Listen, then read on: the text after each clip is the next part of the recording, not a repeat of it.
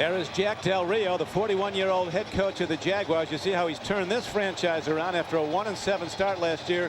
They've won 7 of their last 11 and at 3-0 stand atop the AFC South.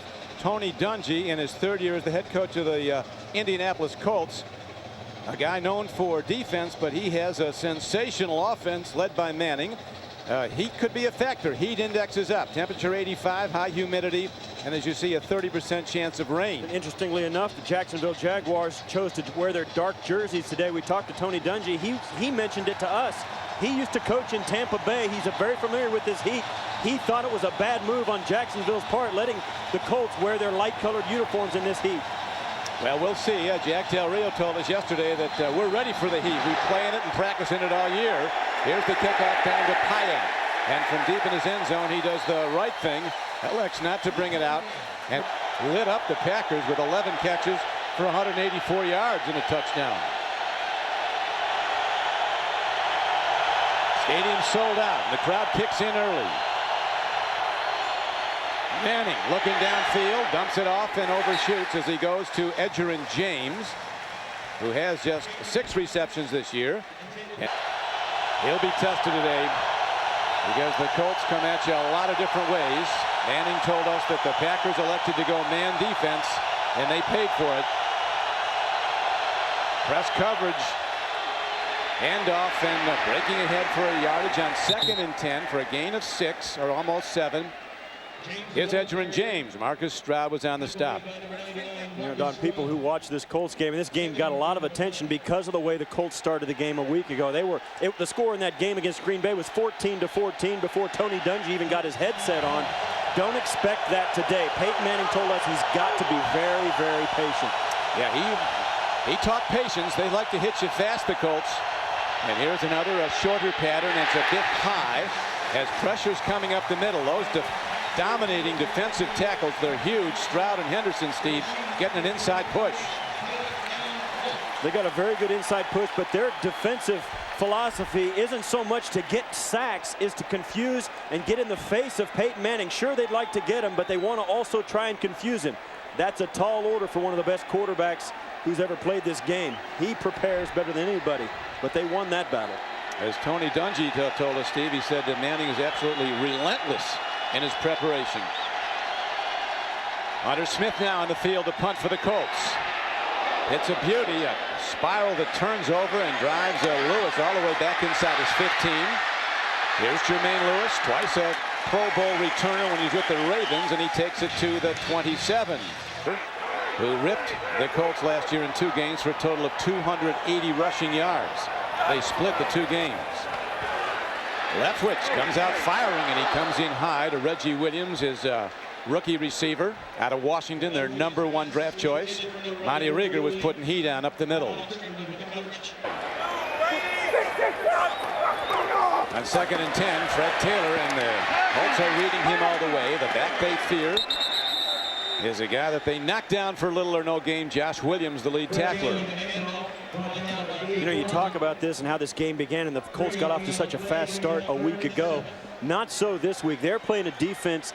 You know, you talk about it, and the thing that gets lost in these games, Don, that's one important factor, it's a division game. These teams know each other. They met twice last year, split the series, and you can see there, this is where the Jaguars have had problems, and they're not getting much better at the early going. 3rd and 8 is not what they want to be in. And as we pointed out, Steve, at the outset, they are the worst in the league at converting 3rd downs, less than 18%, 6 of 34. Here's a throw to the flat. Turning it up is Fred Taylor, and he gets the 1st down. He lunges, the linesman comes in, and the spot is favorable to Taylor, and he gets 8 yards and a 1st down on 3rd. You know, you talk about the offenses and the statistics, and quarterbacks, sometimes I think they're evaluated a little bit too much on their statistics. The one thing that Byron Leftwich does, a lot of people poo-poo his ability to throw the football and make plays, but the one thing he does that's as good as any quarterback in the league, he does not turn the ball over. He protects the ball, and that is as good an attribute as being an accurate passer. This guy gives his team a chance to win. He does have only 2 turnovers, and those were both in the opener, a win at Buffalo on a last-second pass. Long ball, airing it out. And strong of iron, Leftwich has a little bit too much on it as he goes to his ace, Jimmy Smith. Guy who's averaged 87 catches a year over the previous 8 seasons, 5 times a Pro Bowl player. Yeah, and you talk about Jimmy Smith and Byron Leftwich's ability to throw the nice deep ball. And you talk about this may be the week where Byron Leftwich feels he can go down the field. As we mentioned a moment ago, both safeties for the Indianapolis secondary are backups. They've got both safeties out. They're starting their backup safeties. Byron Leftwich may find that the Colts defense is exactly what his offense needs to get well. Well, that was a first down gamble going deep. Now it's 2nd and 10. Back up, another out pattern. Another connection. This is a guy that's made some great contributions. Ernest Wilford, a rookie from Virginia Tech, drafted in the 4th round. He won the game at Buffalo with a leaping catch in the last play. A 12-yard reception and a first down on 2nd and 10. And it's just a quick out of timing route. Ball's already in the air before he even turns around to see it. And you see there the 6'3", 223 rookie. I mean, that's a load. When he catches that ball and puts the shoulder down, Strickland, you know, you get tired of doing that as a cornerback. That's exactly the type of passing offense this Jacksonville team wants to put out. Short pass and let those physical receivers break a tackle and get a lot of yards. Well, they've done it twice now for first downs. First to Taylor, now to Wilford. Up the middle, Ed Taylor working for yards. You know, Steve, that they're reading number 28 every play, looking for him. He can tear it up. Also is Greg Jones, who's going to be a lead blocker much of the day for Taylor, the rookie out of Florida State. And this is exactly the kind of game that Jacksonville needs to play offensively. You saw him go deep on first down. Usually they haven't been good enough to overcome a first down incompletion, but they had a great 2nd down, and now they've converted another 3rd down. This is exactly what they have not been able to do thus far this season. Today they can. Taylor runs. He takes on tacklers. On 1st and 10, he gets a little. Brad Scioli is the guy that gets him down. The Colts are allowing 4.7 yards a rush this season. That can be a deadly number for Coach Tony Dungy. He had a great observation, though, Steve, when everybody's saying, can you get to the Super Bowl and win it with a 2nd-tier defense? He said, well, we got the same guys as last year, and we came within 1 drive of going to the Super Bowl. Yeah, they've got enough players to do it, and he believes they can do it, and they may. I mean, you see the way they've played this year. They look as good as anybody in the National Football League. He can outscore you. Here's a throw, and Reggie Williams, the rookie receiver from Washington, on a slant pattern. A good throw by Leftwich, and a 13-yard gain and a first down. So the yards aren't coming from Fred Taylor in this opening drive for the Jags. They're coming from Leftwich. You know, we've heard people say, you know, the Colts are good. They're this great offense, but they may have a hard time winning in November, December, and January, particularly in the playoffs, because their defense is just not good enough. And this may be a sign that, you know, maybe it is. I don't know if it is or not. I know this. It's easier to play on the road with a good defense. That's the kind of team Jacksonville's putting out there. That's why Carolina made the Super Bowl last year. Without a good defense, it's tough to travel. Yeah, nothing travels as like defense does. It stays with you. Back in a moment. We're back. Jaguars on their first possession after stopping the Colts, moving the ball. 1st and 10 at the Colts 33. From the shotgun, Leftwich lets a long ball go. Smith can't get to it, but he was close. They are looking to hit the Colts early with that long ball, Steve, and then play defense. You watch here, and this is Jimmy Smith getting out there. He knows the safeties are going to have a hard time getting out there, working against a secondary that has been depleted, and that's the 2nd time Leftwich has missed by that much on a long throw. If they continue to get opportunities like that, Don, this may well turn into a shootout, because Byron Leftwich has not been able to get guys that open at any point this season. Well, he's already thrown 6 times. The Colts were not expecting it. They thought they'd see a run game. They still may. Here's a part of the run game, and Taylor gashes the middle of the defense of the Colts and gets ahead on 2nd down and 10 for a gain of 7 yards. That's why you can see the run game. If Fred Taylor can snap off a 7-yard run on 2nd down, that gives you the freedom to even throw more on 1st down like the Jaguars have done. They're playing this game like they knew coming in Fred Taylor was going to be able to run whenever he wanted. Jaguars have scored only 35 points in their first 3 games, and yet they're 3-0. And that's the fewest points for a 3-0 team since 1970. Straight ahead run, and LeBrandon Tofield. Stelling Taylor bangs a 25-yard line and is short. And they're going to go for this. Yep. 4th down and 2. I think that's a good call at home here, Don. You got the home crowd. It's a sellout crowd here at this stadium, and Jack Del Rio wants to do something early. Plus, his offense, his offensive front 5, that offensive line is better than the front 4 of Indianapolis. Red Taylor is the I-back, the go-to guy. They need 2 on 4th down. Taylor. I don't know. I don't think he got there. He did not, it doesn't appear. He didn't get there. Cato June, outside backer, reading him all the way, makes the stop. And the Colts defense standing tall, making a 4th down stop, and they take over the ball. You'll watch here, and the thing that kills this play is penetration. Right there, you see guys coming over the top, knifing in. Monte Rieger knifes in. The rest of the defensive backfield jumps right through. Penetration killed the short yardage, and that was the reason. So the Colts will have it when we come back.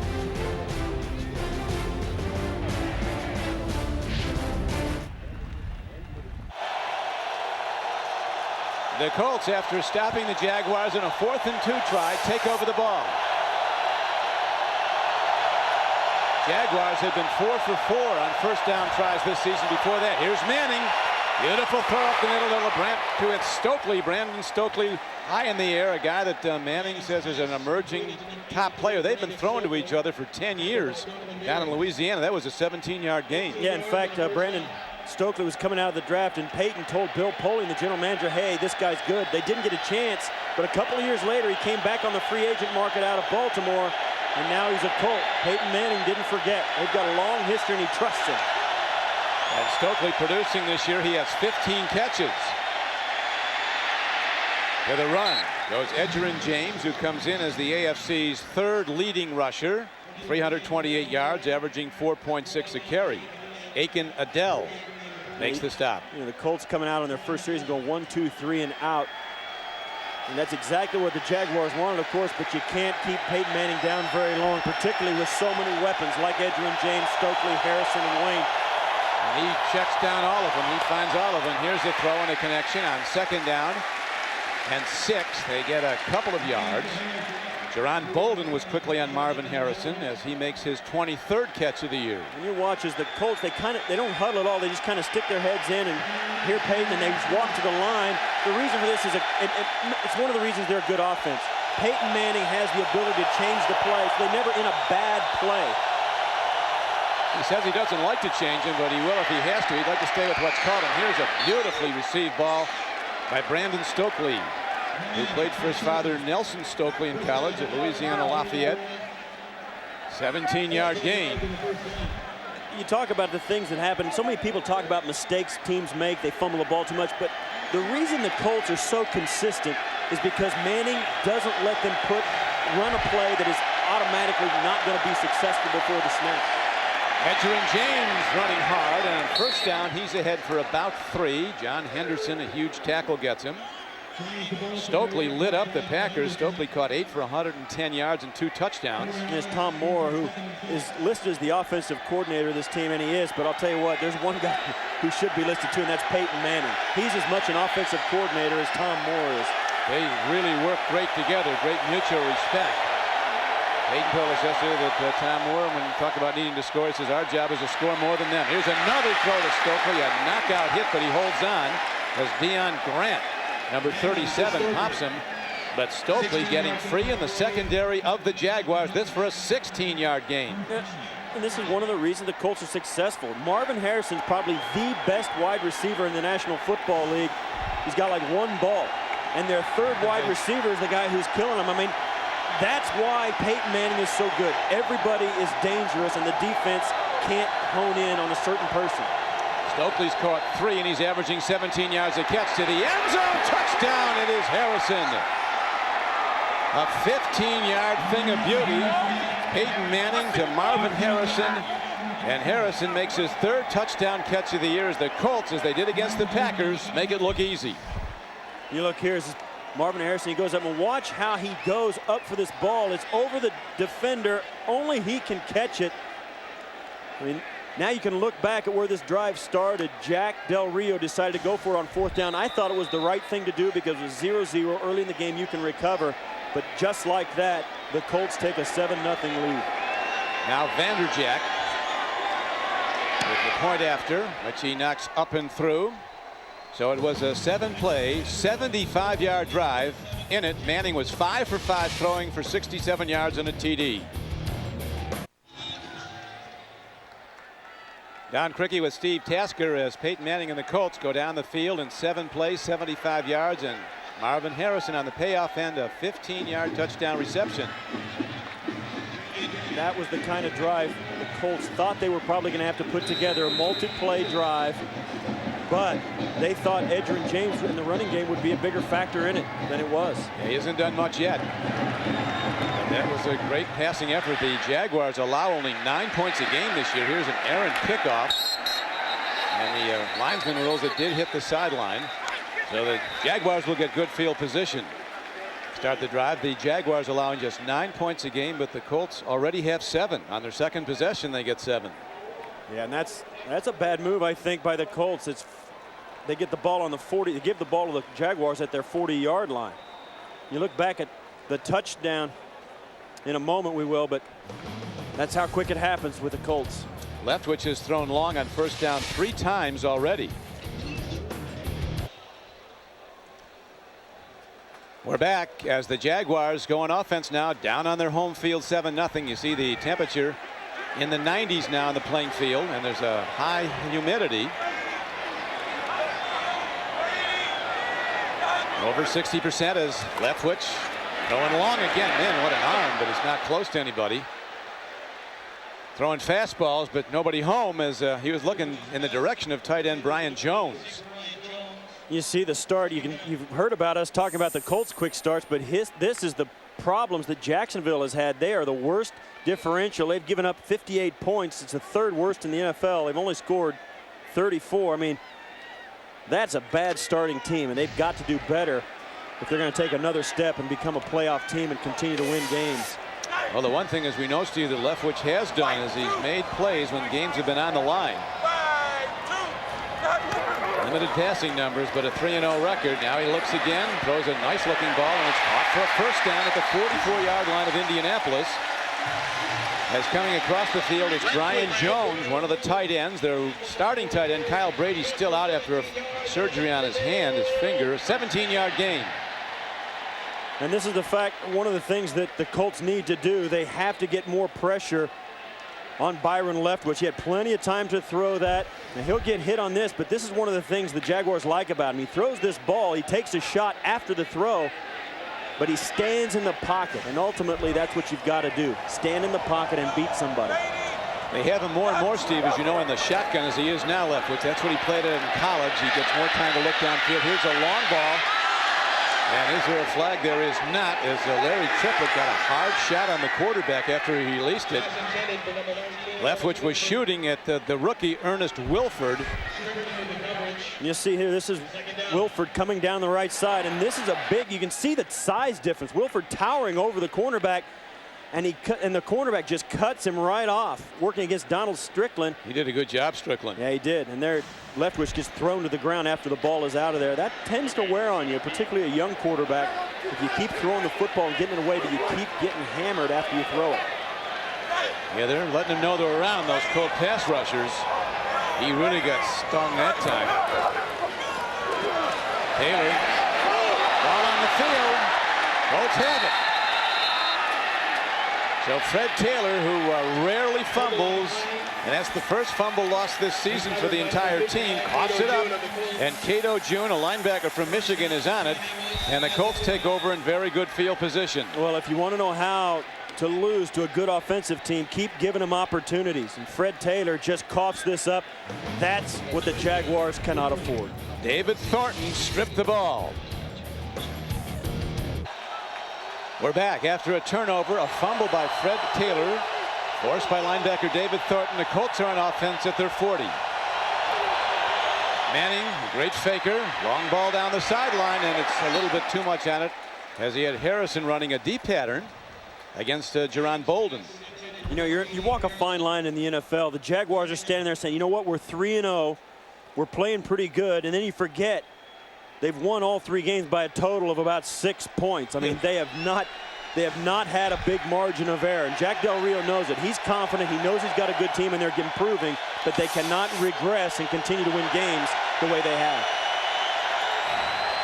Manning hands off. Edgerrin James looks for room on 2nd and 10. Gets ahead for a gain of 5 to the 45-yard line. Linebackers Mike Peterson, a former Colt, and Aiken Adele are on the stop.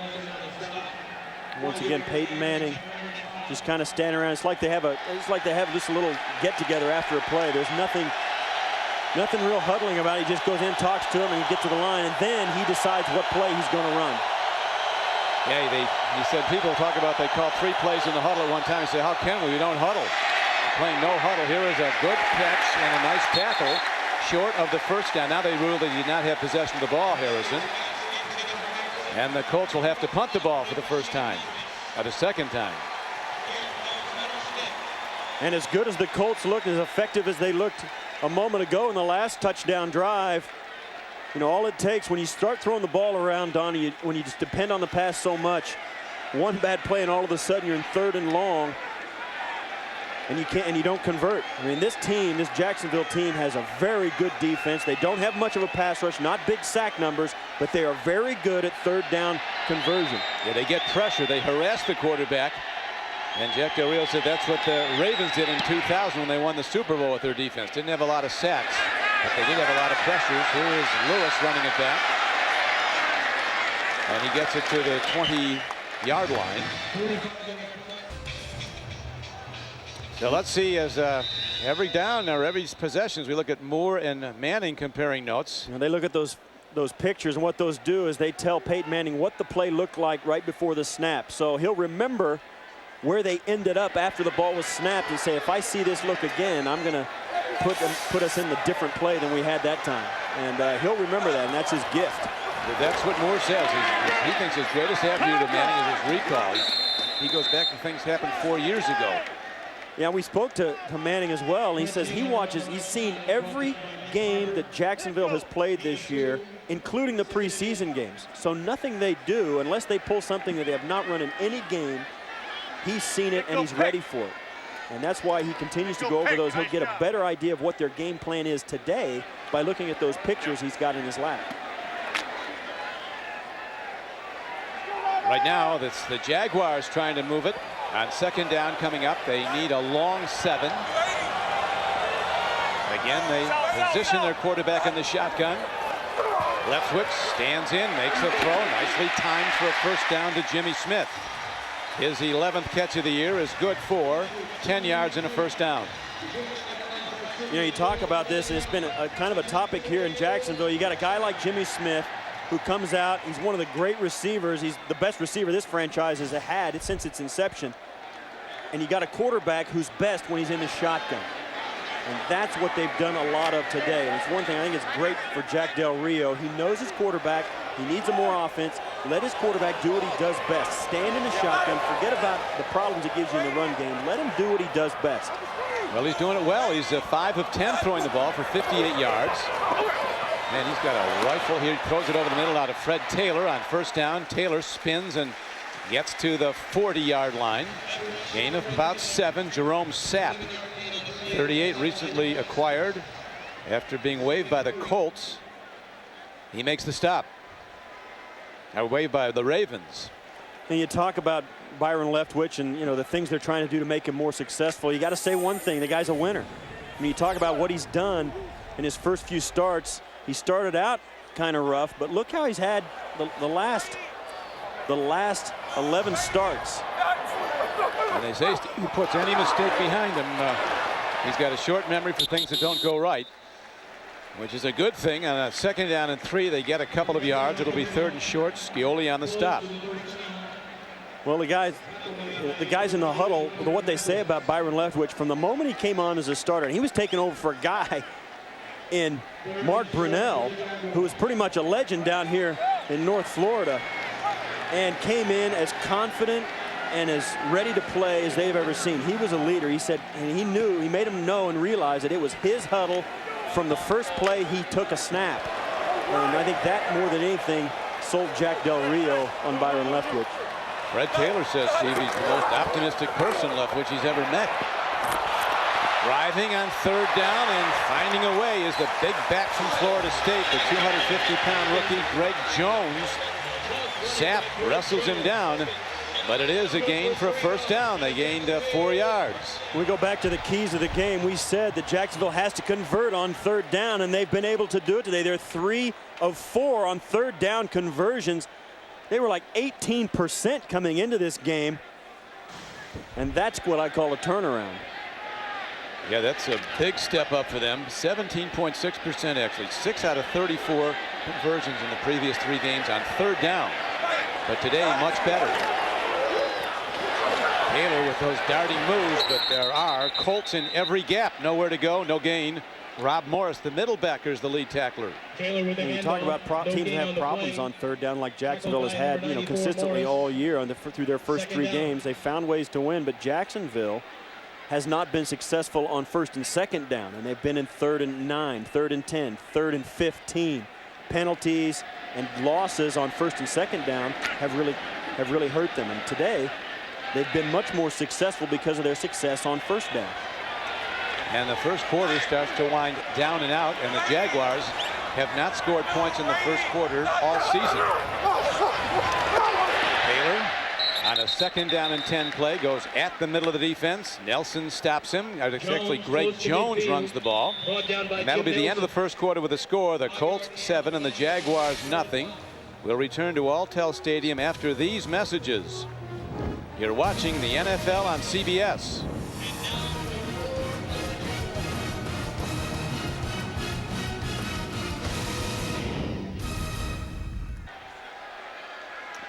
We're back, ready to start the second quarter. Don Quickie with Steve Tasker at the site of Super Bowl 39 coming up in February. Sold out Alltel Stadium, Jacksonville, Florida. Leftwich breaks it over the middle, makes a connection. Troy Edwards running with the ball for a first down, and he gets it to the Colts' 36-yard line. This week on NFL.com, Shannon Sharp breaks down the good, the bad, and the ugly in the league, as only he can tell it. It's only at NFL.com or at NFL on AOL. First down play, a 14-yard gain. First catch of the day, only the 10th of the season for Troy Edwards. And once again, Leftwich in the shotgun. He's so much more comfortable there. That's where he threw for thousands and thousands of yards at Marshall. From the shotgun, here's a tight spot. He tries to fit it in. And the Colts might have come early and hit the receiver, Reggie Williams. It is a marker down.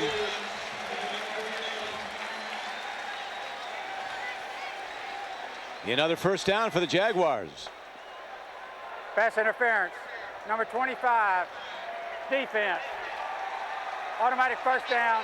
Spot of the foul. Yeah, there's no hiding. They're right out here by themselves. And you'll watch as Nick Harper goes right through Williams right before the ball gets there. And you can't hit the receiver early like that. And he wasn't really trying to play the ball either. I mean, that's not like they were both going for the football. He was trying to knock it loose before the ball got there. That's a 16-yard penalty. And a first down at the 20. So the Jaguars threatening in the opening moments now of the second quarter. Taylor breaks a tackle and gets to the 19, and that's it. They're doing something right. They win like no other in this era, and here is a parry up the middle, and Raheem Brock puts a hard shot on Fred Taylor, the former Florida All-American. The greatest player never to have been to a Pro Bowl, Fred Taylor. One of the best backs I've ever seen. You know, you talk about him. One of the things I think he still, even though I don't think he deserves it anymore, has that stigma of being a guy that was always nicked up, always hurt. But it's been 2 or 3 years before he's had any significant time lost to injury. But early in his career, when he came out, showed such great promise, and then was nicked up with a pulled groin muscle and other things that kept him out of games. I still don't think he's shaken that reputation, but I do think he doesn't deserve it anymore. No, well, this is his 36th straight start. He hasn't missed the game the previous 2 seasons, nor this one. Third down throw to the end zone. Jimmy Smith, it looks like he was out of bounds.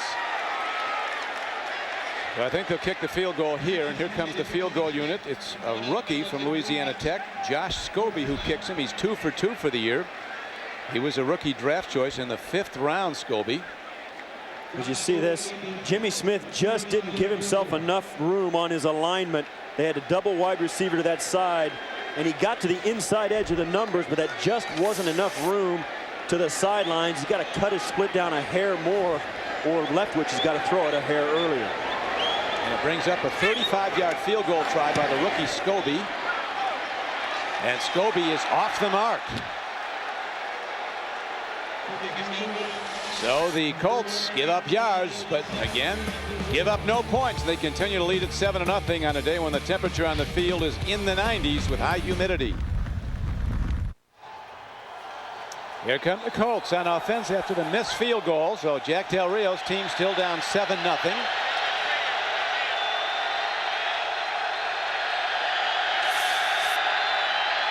Manning, a handoff, and there's nothing there for Edgerrin James, but Bobby McCray who gets him.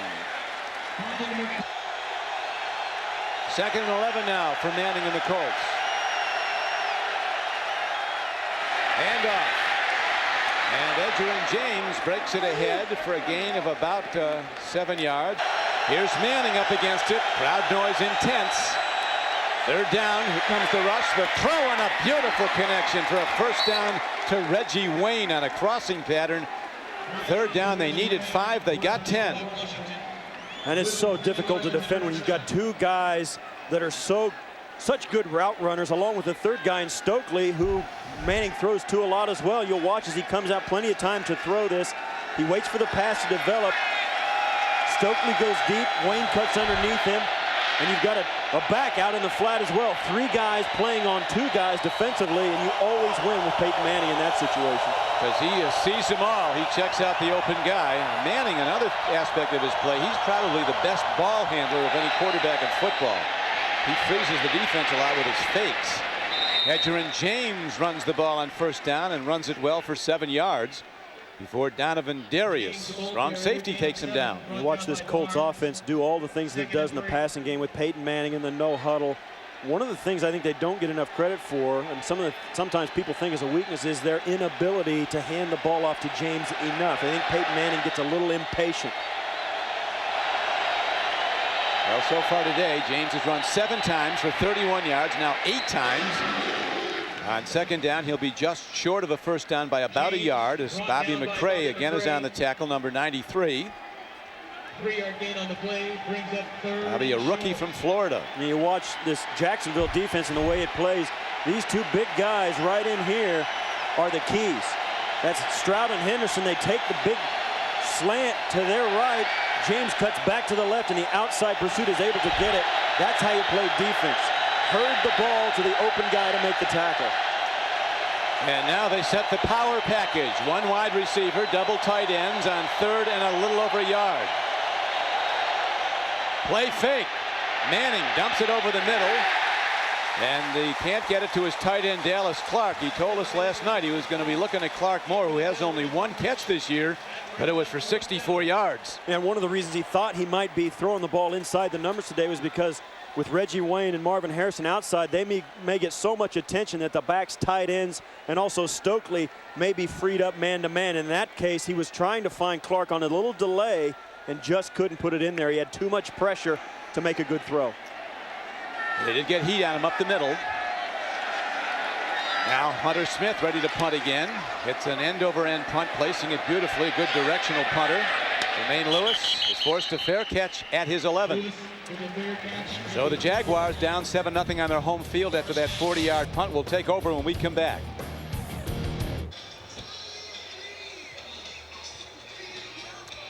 We're back in very warm Jacksonville, Florida. Colts in the lead, 17-0.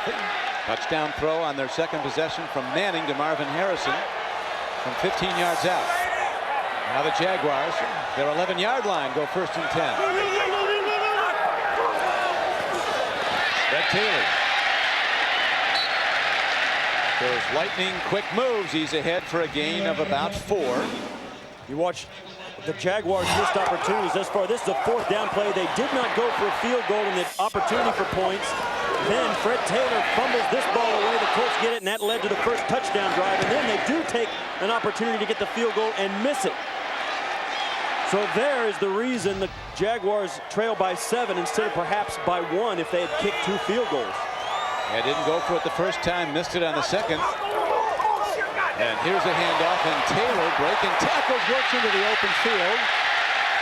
And a guy who's been a nightmare not only for the Colts but a lot of teams breaks a 16-yard run for a first down. And as this game wears on, the heat affects linemen, and usually the visiting linemen.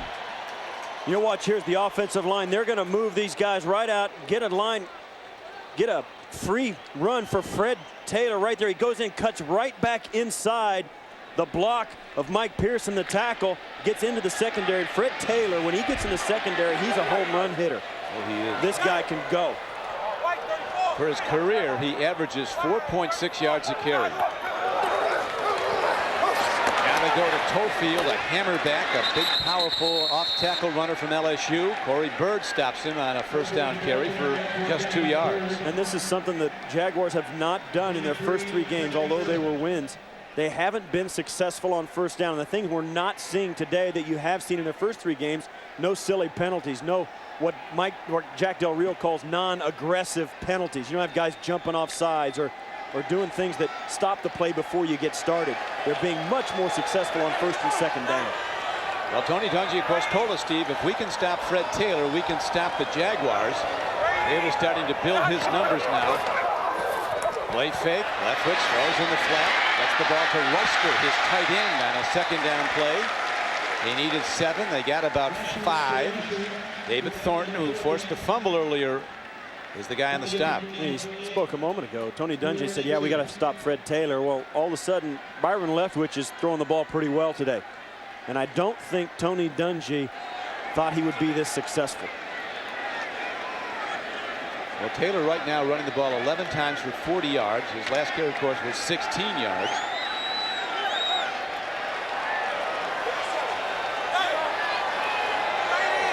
Third down. They need a long 2 from the shotgun. Colts come with a 3-man rush. They drop 8. Here's a throw and a catch. LeBrandon Tofield, who doesn't get thrown too often, swings out of the backfield and gets the first down. 6-yard gain.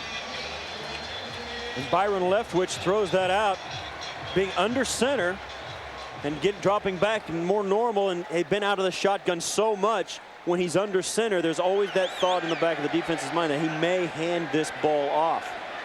You don't really feel that way as a defense when the quarterback is in shotgun. That's one of the reasons teams don't use it more than they do, is because the defense knows that it's very difficult to run the ball out of that formation. Yeah, you're pretty much in a pass only. Once you're in the shotgun, here is a handoff, and Taylor works his way for very little on first down, maybe nothing at all, as Raheem Brock makes the stop. And the clock continues to run here for Jacksonville. This is the kind of game they knew they were going to be in. They knew it was going to be a low scoring. They knew that they could, or had the confidence that they could keep Indianapolis at bay offensively. But what it boils down to is that guy right there. He's got to move this offense, keep him on the field, and eventually score some points. He's a big guy, 6'5", 245. Has a big windup to his throw. It's not a quick release. He throws it like a baseball pitcher. Tremendous arm strength. And here is a Taylor as he works in the middle, somehow hit and breaks off tacklers. He's got an unbelievable ability to go into a pile and come out of it the other end. Thomas stops him. Josh Thomas. And once again, they're right where they want to be. 3rd and about 5 as Fred Taylor comes off. He looks like he's grimacing in pain. That's one thing they don't want him to go down. They need him in the game. Thus far in this game at 3rd and 5. But Jacksonville has converted 5 of 7. That's 71.4%, almost the exact opposite of what they've been converting all year. Yeah, they less than 18% on third downs, 71% today.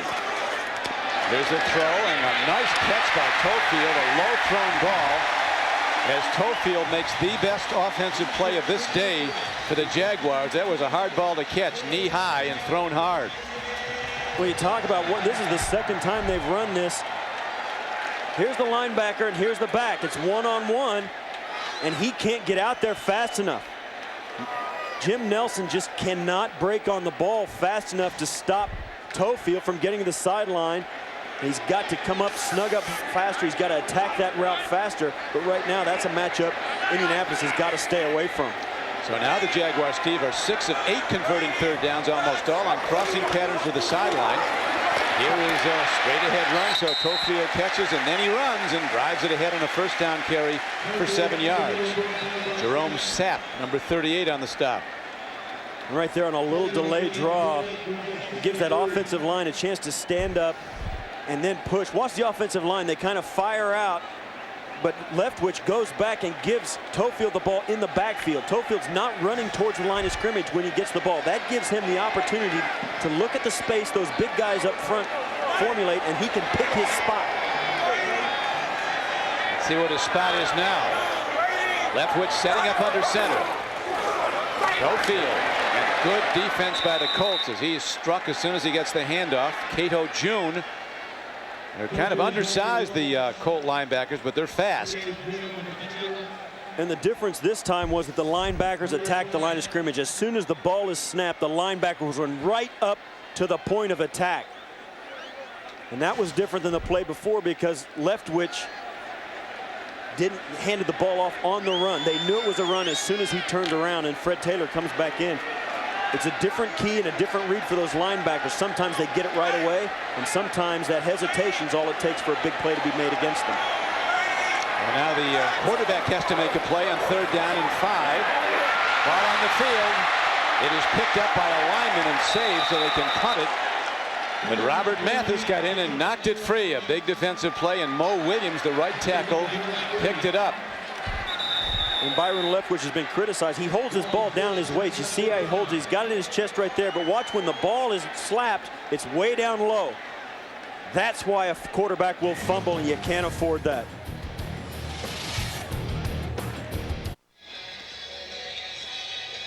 We're back, and the Colts have just forced a second Jacksonville problem. Knocking the ball away. It was picked up by a lineman, but still the Jaguars fail to convert on the 3rd down play, so they're now 6 of 9 on 3rd down conversions and have to punt. Hyatt is back deep, the punt returner for the Colts. Directional kick by Hansen, far side. Hyatt comes up on it and fields it just outside his 11. So Manning and the Colts, who scored 35 in the first half last week, have 7.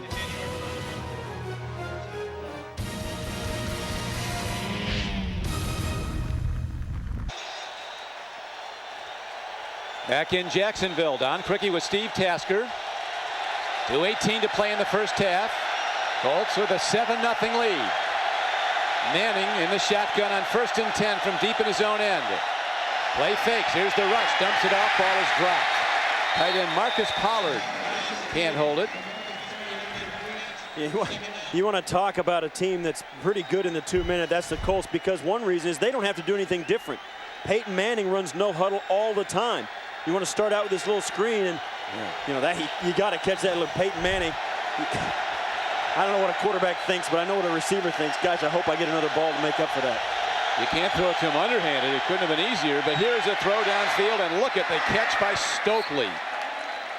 The sure-handed Brandon Stokely makes a terrific play for 12 yards and a first down. And that'll take us to the 2-minute. You want to find out where a quarterback has favorite receivers. Guys make great catches, guys drop easy ones. Take a guess who the favorite guy is. Well, Stokely's caught 4 for 61. We're back with 2 minutes to play in the first half. Colts have the ball, 1st and 10 at their 23-yard line. The crowd kicks in again as Manning sets in the shotgun. His go-to guy today has been Stokely with 4 catches for 61. Marvin Harrison caught the touchdown pass, the only score of the game. Manning looks, and then throws over the middle for plus yards, getting it to Marcus Pollard. So Stevie does go back to him. 9-yard gain. He had nobody else to throw to. Good coverage. The Jacksonville Jaguars disguised their coverage, then ran back into coverage. Had 6 or 7 guys in coverage, nowhere to throw.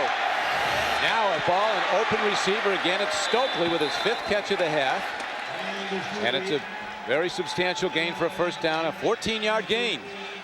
Well, that's crucial. You get a guy for a big gain, and then he gets out of bounds to boot. And you see there, everybody goes right at Marvin Harrison. And Stokely, the third guy, the third receiver, continues to be open. When you got a 3-wide receiver package and your third wideout is better than their third defensive back, you're going to win.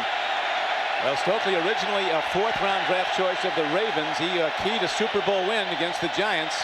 Caught an early touchdown pass, and they were never headed. And now Manning with a terrific play to Marvin Harrison, who works the middle of the field and gets it inside the 35-yard line as the Colts gash the Jaguars for a 21-yard gain. The Colts have 1 timeout left, and Peyton Manning just calmly and cool. They got plenty of time. Here comes the rush. Manning broken up. Somehow a hand in the air met the ball. Dwayne Washington, a former Steeler, got a hand in the air. It would have been another completion to Stokely. A guy they can't cover today, Steve. He's open all the time. Yeah, they're double teaming Reggie Wayne and Marvin Harrison, one or the other, and Stokely's running free. There's nobody bumping him at the line of scrimmage. He's just finding an open area, and Manning looks for him. I mean, he knows what their game plan is. It's obvious. They're leaving the third wide receiver uncovered. I'm going to find him. 1:10 to play in the half. Manning steps in, and it's a drop. A tough moment for Marvin Harrison, who rarely drops one. Now, as he drops it, he takes a shot from Jerron Bolden. Coming up on the Nextel halftime report, join Greg, Dan, Shannon, and Boomer for all the latest NFL scores and highlights. All coming up on the Nextel halftime report. Colts have not huddled today in offense. No huddle all the way. It's not a hurry-up offense, but it is a no-huddle offense. Yeah, communication becomes a problem now. The crowd is way into it. He's got to walk out and speak to everybody right in their face so they can hear him.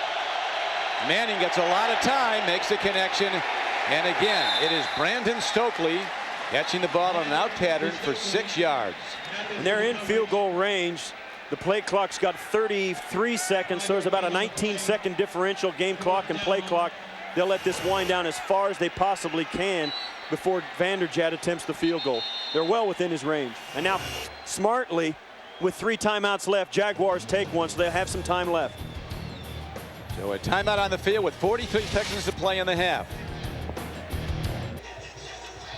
We're back and ready to go in the final seconds of the first half. 45 seconds left. Manning so far today has hit 11 of 19 for 138 yards and a touchdown. 4th down arises now, and Vanderjagt, who is the most accurate field goal kicker in NFL history, almost 88%. His only miss this year was, of course, the one at the end of the game against the Patriots in a 3-point loss that opening night. Vanderjagt booms it, and he is down the middle. And the Colts extend their lead to 10-0. He's hit 45 of his last 46 field goals.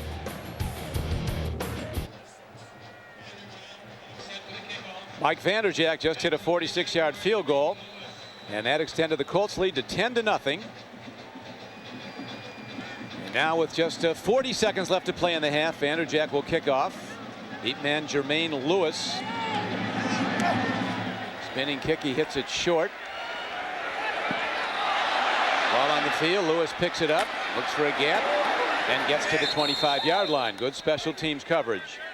Coming up on the Nextel halftime report, join Greg, Dan, Shannon, and Boomer for all the latest NFL scores and highlights.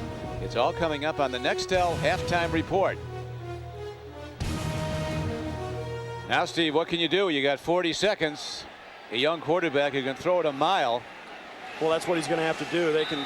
They've got 2 timeouts left, so they do have a lot more time. That 35 seconds becomes about a minute and a half with the 2 timeouts left. And he's going to have to throw it. There's no question about it. He's going to be out of that shotgun, which is a smart thing to do. Well, sometimes have been rushing just 3 and dropping a lineman in coverage. They come with 4 here. Here's an over-the-middle throw, and Reggie Williams, their #1 draft choice, makes the play. They can use the middle of the field because of the timeouts. They use 1. They have 1 left. That was an 18-yard gain.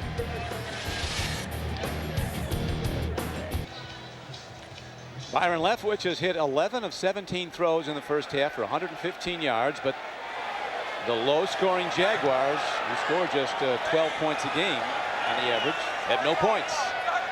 Both leading at 10-0. Here comes the rush, and now pattern, and goes to Wilford, another rookie.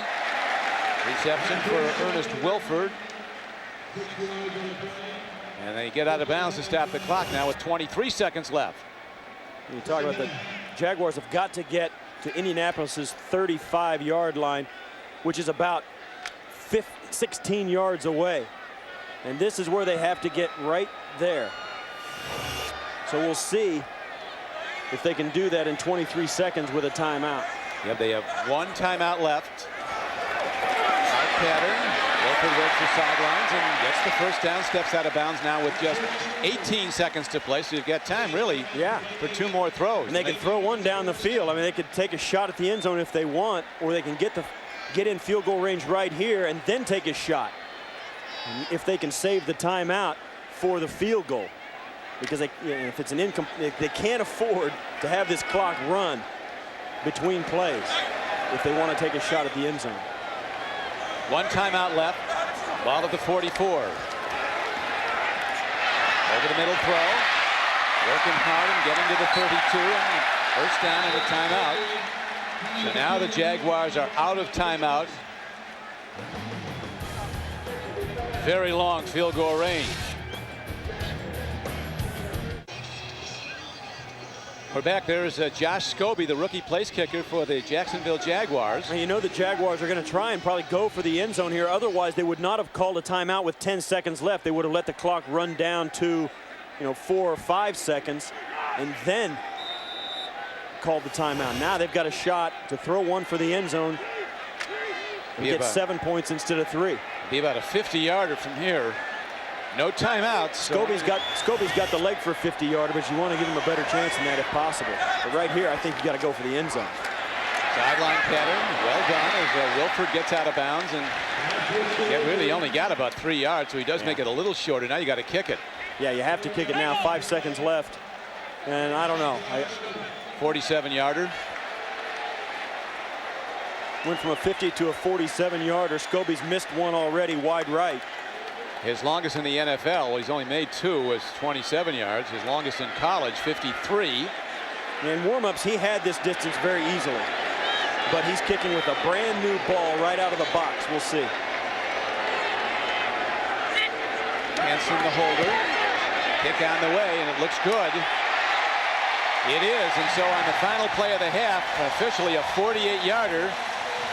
Josh Scobie gets points for the Jaguars. They go to the locker room trailing the Colts 10-3.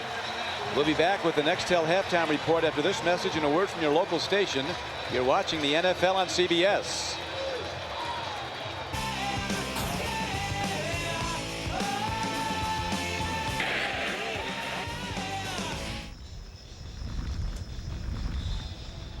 And welcome back to Alltel Stadium. At the half, the Colts lead the Jaguars 10-3. Don Criqui with Steve Tasker. The Jaguars lead in total yardage, time of possession, first downs, but the Colts have managed a mistake-free game, Steve, and lead it. And that's been the difference. The Jaguars are doing exactly what they wanted to do, except they've missed a field goal, missed on a 4th down conversion, and taking themselves out of the opportunity to score 6 points. Otherwise, it's a much closer game. But defensively, they're playing it right down the alley, right where they wanted to play it. You get the feeling that turnovers are going to loom large in the second half. Only 1 in the first half, almost 2 for the Jaguars. You'll recall the fumble by Fred Taylor, and then Leftwich was stripped of the ball, but they got it back. But the Colts are playing a very mistake-free game, a very solid game on the road. And it's going just about the way that we thought it would.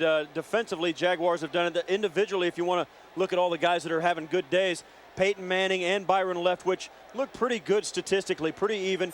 If you look at the fantasy notebook, there's 11-19. Manning not completing as many passes as he is used to, although their yardage is the same. Leftwich still hasn't turned the football over. And then the running game has been effective but not dynamic. There's our receivers. Stokely, Steve, was a real force. Yeah, Stokely was the big story in the first half. Jimmy Smith, only 1 catch for 10 yards. They've got to get him more involved. The Jaguars tried to go deep a couple of times in the first half. I think they'll probably get back to that here in the second. Jaguars will start the second half with the ball as they drop Jermaine Lewis back. Ball hit downfield by Hunter Smith, and it's taken from the 15. And not much going on there. Good special teams. Sweeps Troy Edwards under at the 25. Jerome Sapp. As we've talked about a lot, Don, excuse me, the first possession of the second half is as crucial as any point in the game, because it gives the coaching staff a chance to sit down with each unit, offense and defense, and give them the handle that they have on the game plan of their opponent. Now Byron Leftwich will come out and he'll have a good idea of what they can do and what they cannot do against this Colts defense, and this is their first shot at doing it. Well, he's coming out pitching from under center. Long ball. This is Jimmy Smith. And the ball is tipped away at the last moment by Anthony Floyd, a second-year defensive back from Louisville, with really a tremendous play. That ball was right on target. Jimmy Smith was down the sidelines. You'll watch as Leftwich drops back and throws this ball deep down the right. Watch the safety come over, tries to pick it off and just doesn't get it done. You see Nick Harper on the coverage, and that's what a safety is supposed to do. When they try to go deep, you're the guy that goes over and breaks it up, gives yourself a chance to intercept it and knock it away. That's exactly what a defensive back is supposed to do. Yeah, the last line of defense, the safety comes over and saves the day for the moment. Here is Fred Taylor working his way ahead.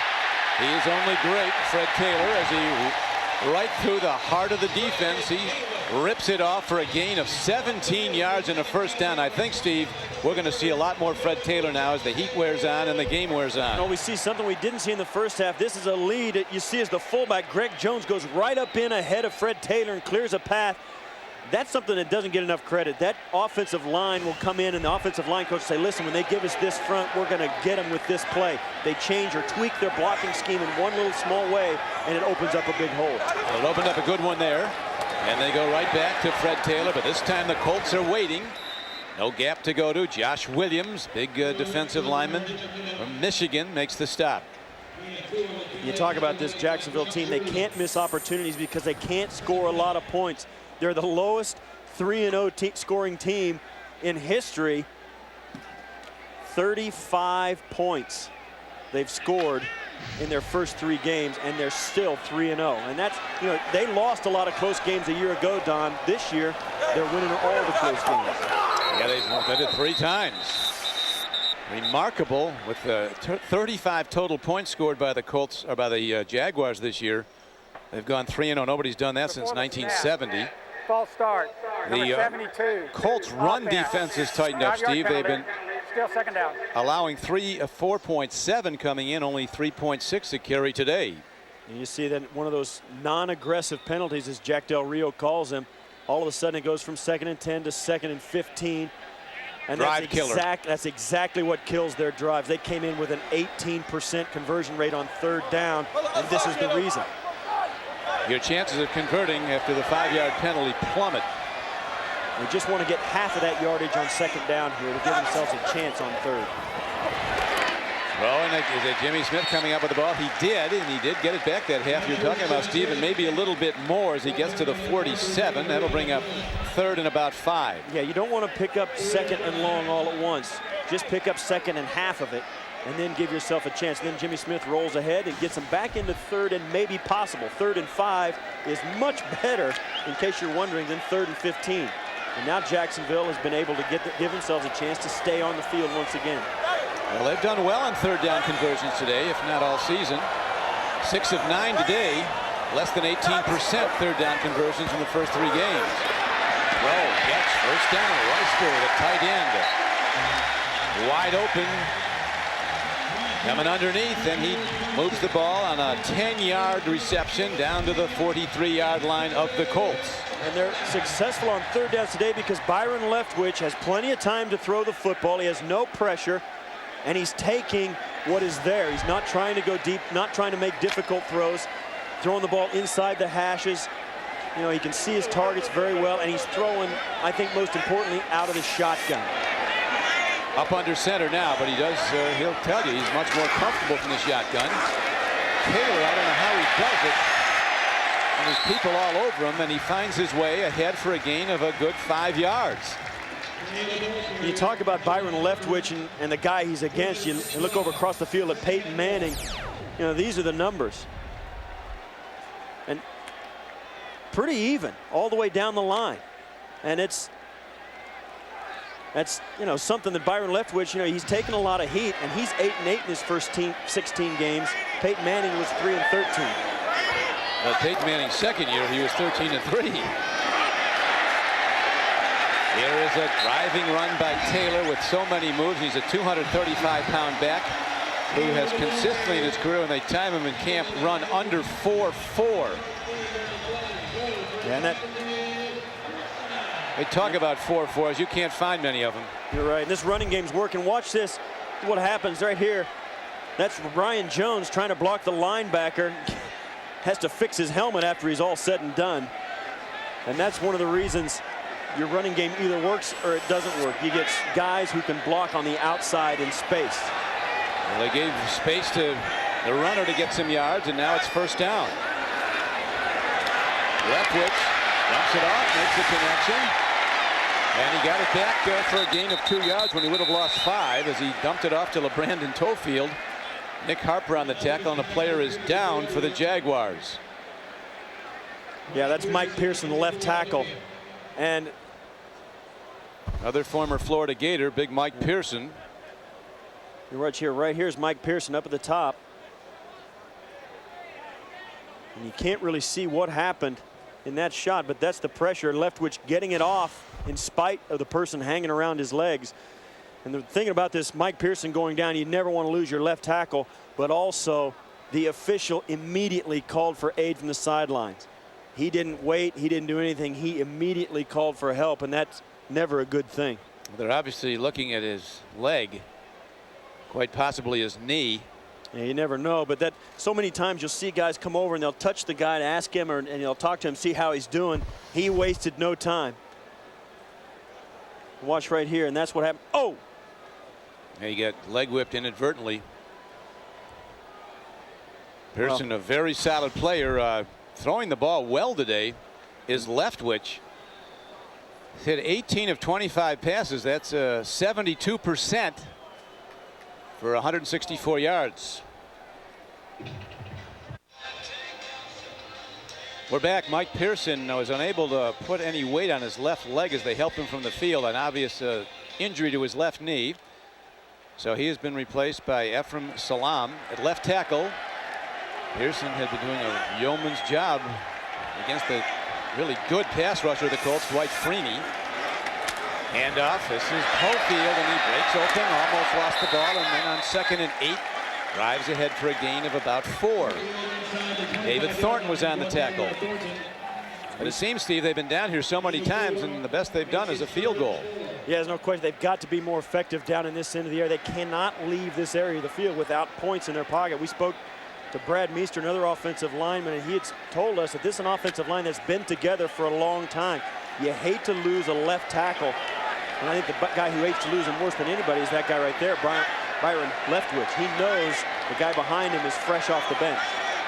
And Leftwich has been sacked just once today. Manning has not been sacked, only twice all season. Here's Tofield. Good defense on 3rd down. Brad Scioli beats the blocker and gets to the ball, the man with the ball, and there's a knockdown to bring up 4th down. And Josh Scobie will have another opportunity to hit a field goal from this end of the field.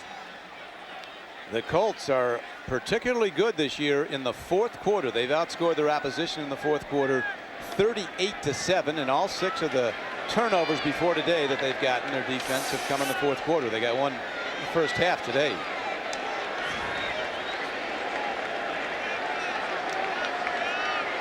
A 42-yard field goal attempt by Scobie. Gets the ball and drives it through. So the Jaguars, after trailing 10-0, inch closer, down 10-6.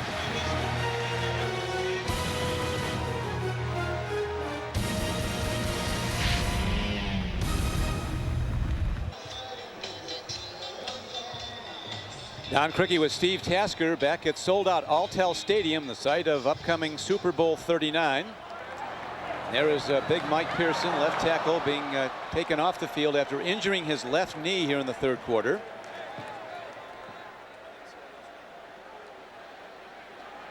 Jacksonville with only 1 penalty today. Jaguars had 28 penalties coming into the game, so they've improved in 2 important areas, Steve. Much better converting on third downs and much better in cutting down the penalty count. Yeah, and at this point, they have nobody to blame for not being closer or ahead in this game than themselves. The Colts have not done anything. There was a whistle before he approached the ball, so they'll come back and Ball was reset. kicked prior to be made ready for play. There is no penalty. I hate We'll that. re-kick. You know why they brought this back? The guy in the white hat right there, the lead official, didn't blow the whistle. Walt Anderson is responsible. Scobie's got to raise his arm. You all see it. The guy stands back there, the kicker raises his arm, and Walt Anderson blows his whistle and gives him a hand signal. And no, there's no penalty for it. I mean, you don't have to get a penalty or anything. They just stop it and make you kick it again. The officials should get a penalty. Look at him, he's laughing about it. I always thought that was... That's the first thing wrong they've done all day. They call a great game. Yeah. I was like, come on, we can go without your say-so. I played the Super Bowl, the opening kickoff, the same thing happened. We had to kick the opening kick of a Super Bowl 26, the exact same thing happened. I'm going to talk about anticlimactic. Everybody's a little amped up at that point. Here's the kickoff into Pyatt in the end zone. He brings it out. 10. Pyatt is taken down at about the 16 or 17-yard line.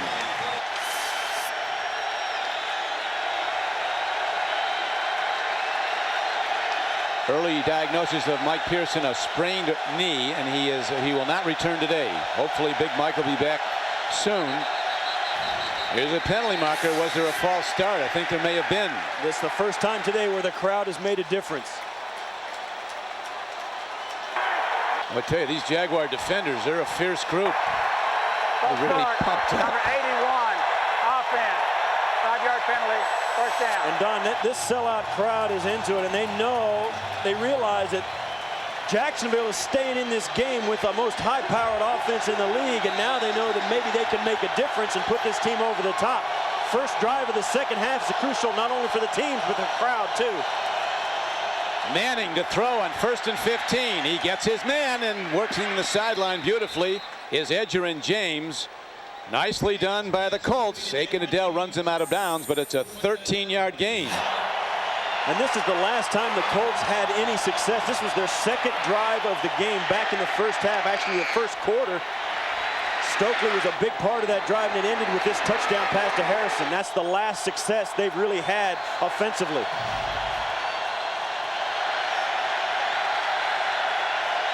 Second down. Colts need 2. Manning so expert at working in a hostile environment with the hand signals. Hands off to Edgerrin James, and he breaks it ahead for an Indianapolis first down. They gain 4. Aiken-Adell, a former Purdue defensive end, now a linebacker, and a good one, makes the stop after a 7-yard gain. I think one thing that Peyton does so well is work the game clock and the play clock. You see there, they just don't block the big guys up front. Henderson and Stroud both come free. They just cannot catch up to Edgerrin James. He gets outside so fast, the interior guys can't catch him.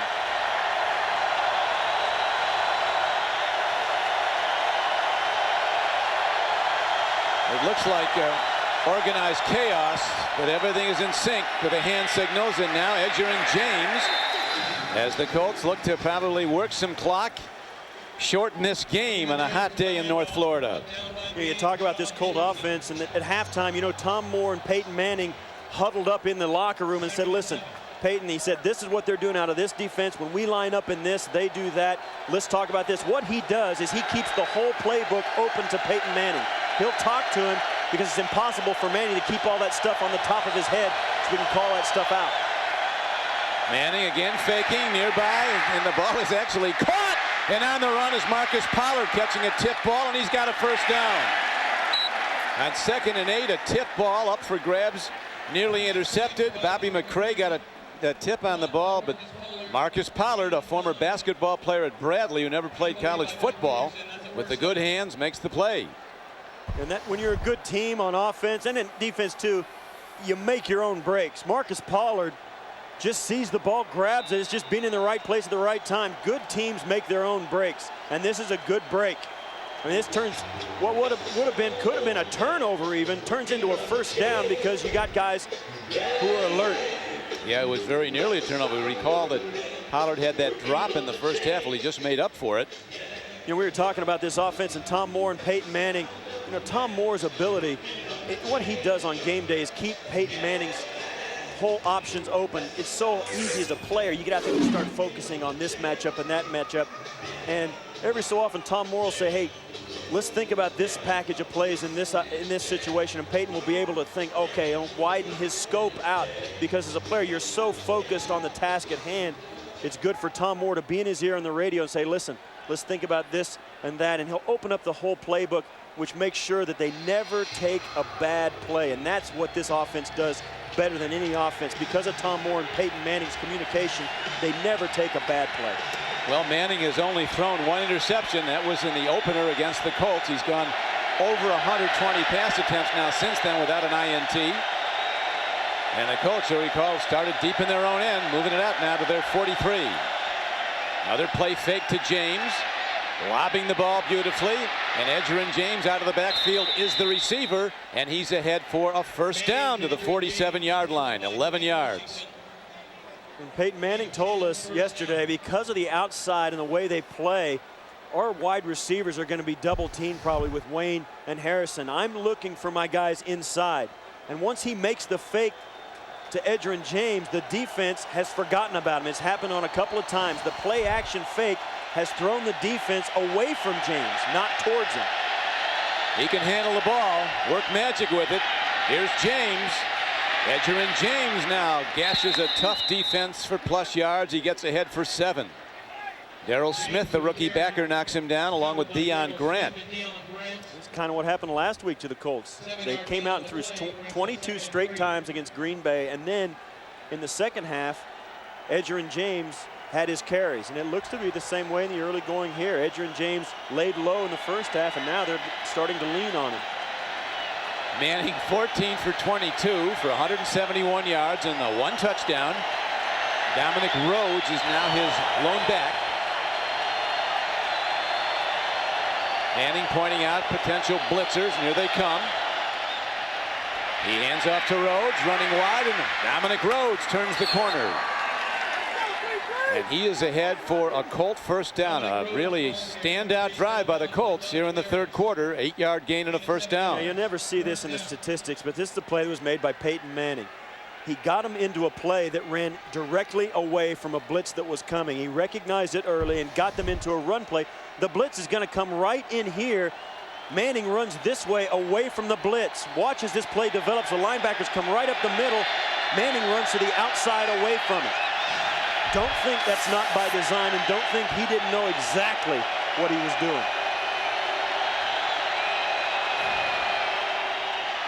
Another good run as Dominic Rhodes finds room into the right side of the Jaguars defense. And he carries the ball down close to the 24-yard line, an 8-yard gain. And they keep the clock running, a quickly moving third quarter down to 4 minutes to play in it. And Peyton Manning, you know, it seems like they go no huddle, and you think, well, guys, they should run plays a lot faster than they do. But I think Peyton Manning, I think one of the things he doesn't hurry in this no huddle, but you never know as a defense when he's going to quick snap it, so you don't know how long to disguise your defenses. Back to Rhodes, and he breaks it down to the 16-yard line. Another Colt first down, an 8-yard gain on the play. Deion Grant gets him the free safety. Well, it's kind of obvious what the Colts are doing. They are not running inside. They're running outside exclusively. John Henderson and Marcus Stroud have been taken out of this game, not by blockers, but because the ball is running away from them. They cannot pursue to the outside. They have been so tough up inside. You can't run between the tackles because they take up too much space. But you can, as the Colts are proving, outrun them to the sidelines. They've been doing that, but Manning's about due to hit him with a throw over the middle into the end zone. Play fake, throw over the middle to the end zone. Touchdown, Colts. Marcus Pollard. He knew it had to be coming, and there it was, a 16-yard touchdown throw. But Tom Moore, well pleased. Run, run, run, and then bang over the middle for a touchdown. Peyton Manning's 11th touchdown pass of the season. He leads the NFL. with the play action as the guard pulls out like he's going to lead on a trap play. The running back goes right up inside, and just as that happens, Marcus Pollard slips down the seam. Manning pulls the ball out of the stomach of Dominique Rhodes and throws it over the top. The ball handling and the execution of that drive was flawless. Vanderjagt with the extra point. And we'll see if the knockout punch is put on. A long way to go. But the Jaguars, a low-scoring offense, in trouble now.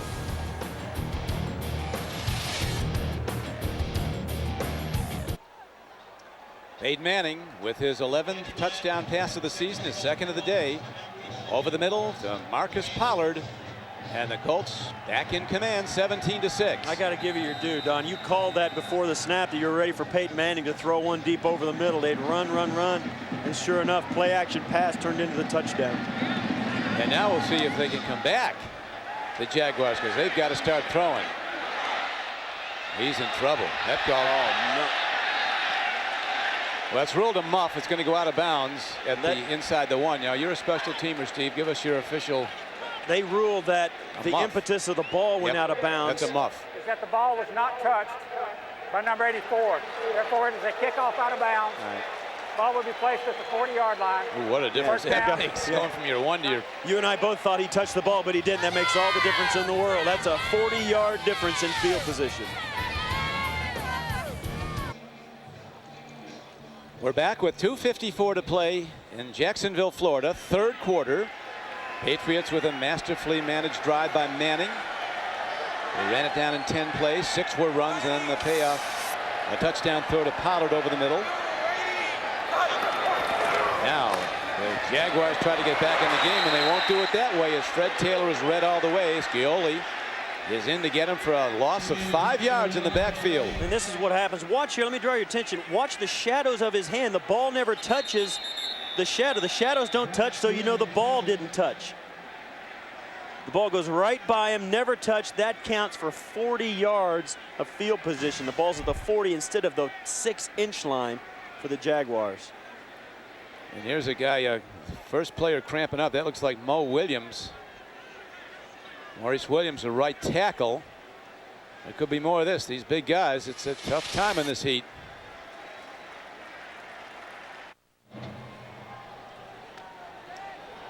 We're back. Jaguars have the ball at their 35-yard line after the knockdown in the backfield. They find it second down and almost 16.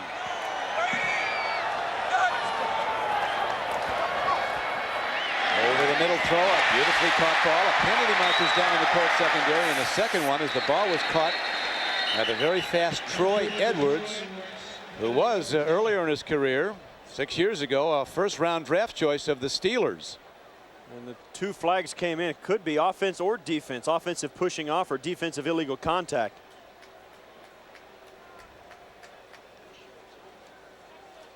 The ball was caught. As you saw, Walt Anderson, the referee, ready to pronounce his verdict now.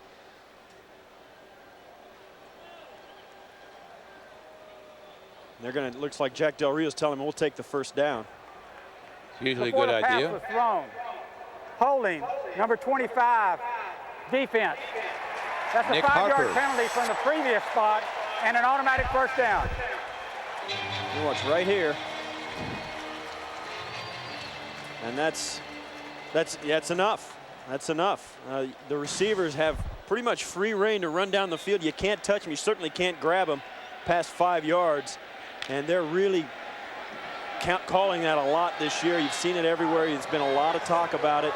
And I always thought there's about 12 or 15 guys in the National Football League that became pretty good receivers when they put that rule in place.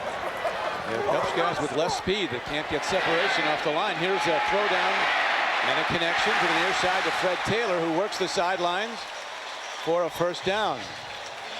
Well, it's a whole new team, a whole new atmosphere in Cincinnati these days. The jungle is back. They're selling out again, and here's a pre-snap foul against the Jaguars. It'll probably be a false start. Before the snap, false start, number 77, offense. 5-yard penalty. Get complete recaps from all of today's NFL games, plus insight from CBS Sports Line's NFL experts, only at CBSSportsLine.com. Ball right at midfield. It'll be 1st and 15. Doesn't seem like much, Steve, as you know, 5 yards, but it's a drive killer usually.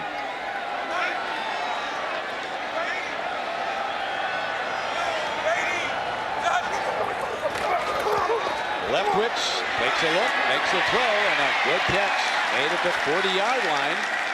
9-yard gain to Troy Edwards. Jerome Sapp, a hard hit, but he holds on, and it's now going to be second down and just about 5 yards to go for the first down. And just like the Indianapolis Colts, the Jaguars go to the 3 wide receiver package and throw it inside the numbers to Troy Edwards, a guy who's built for that. He's 5'10", 195, but they've got to make it pay off. You see there, 38 possessions, only 41 points on the season.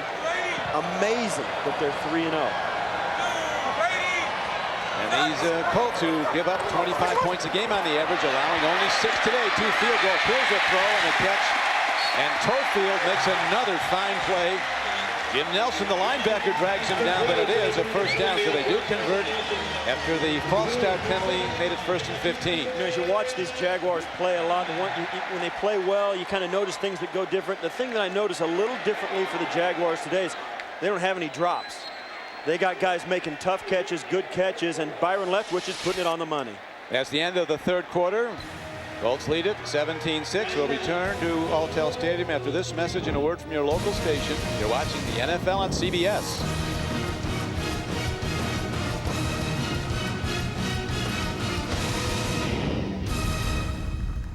We're back. Tony Dungy and Peyton Manning look on as the Colts defense is on the field. Don Quickie with Steve Tasker. Start of the fourth quarter. See the Colts plus 31 in scoring in the fourth quarter. Leftwich throws, and man, that was up for grabs as he lobbed it over the hands of LeBrandon Tofield and almost right to a D-back for the Colts.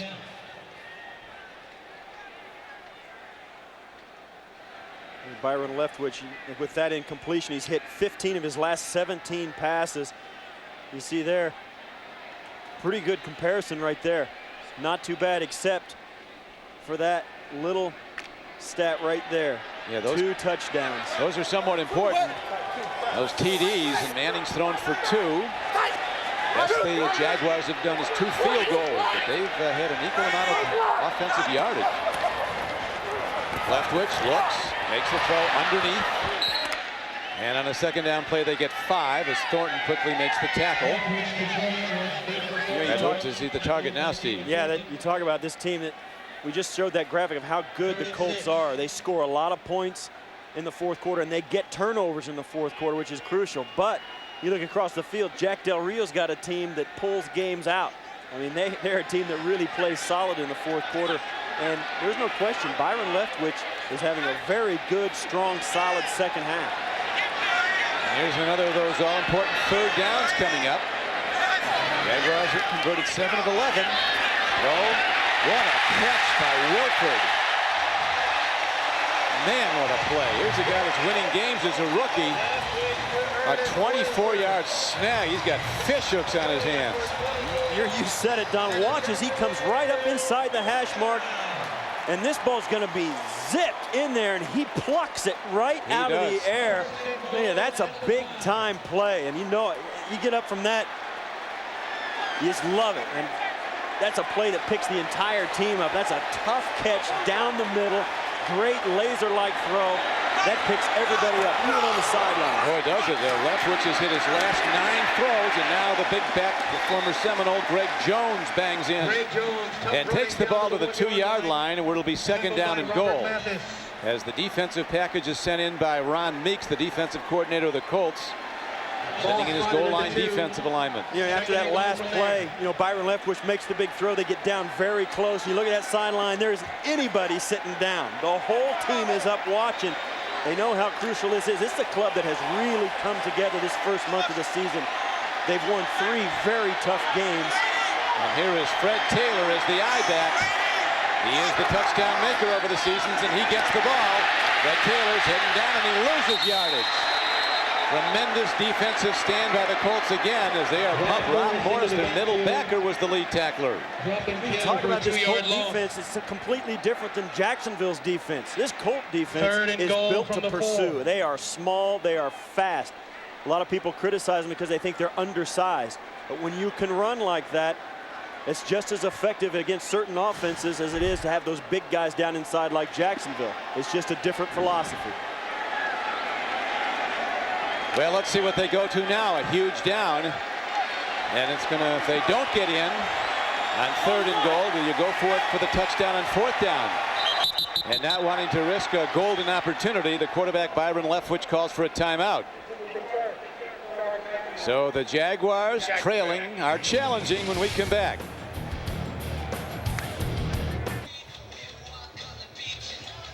We're back. It's sold out Alltel Stadium, Jacksonville, Florida, where 2 of the NFL's best meeting in a game where the question had to be answered: can the overpowering defense of the undefeated Jaguars slow down the highest scoring offense, that of the Colts? Well, the Colts have done the scoring, lead 17-6. Now it's 3rd and goal for the Jaguars. Leftwich looks, throws, and it's incomplete. And 4th down arises as it comes in low to Troy Edwards.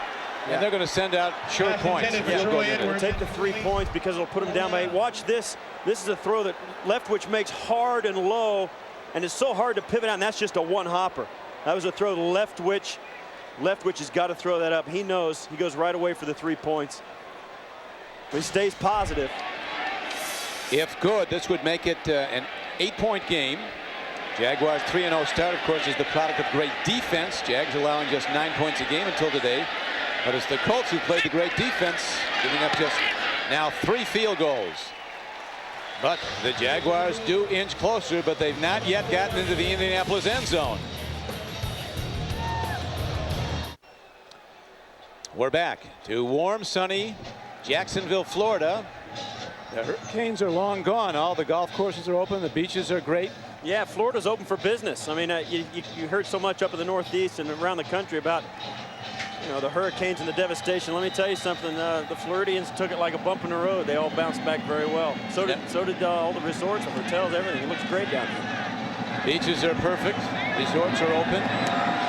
Florida, as you say, Steve, is open for business again, big time. And here's Pyatt returning the kickoff. He's got a gap. And he gets out to the 32-yard line. A terrific return by Brad Pyatt. Big John Henderson prepares for battle in an unusual way, this defensive tackle for the Jaguars. Before the game starts, this is what happens in the locker room. That's Joe Sheehan, one of the locker room guys. If I got ready like that, I'd be on IR. I'd be injured for the game. I don't want to be the guy that slaps him either. Man. Goodness gracious. A hard slap to the chops gets Big John ignited. I'm pretty sure he's awake when he hits the field. A little harder to be out. First down, Manning with the crowd against his team. Calmly working behind his center.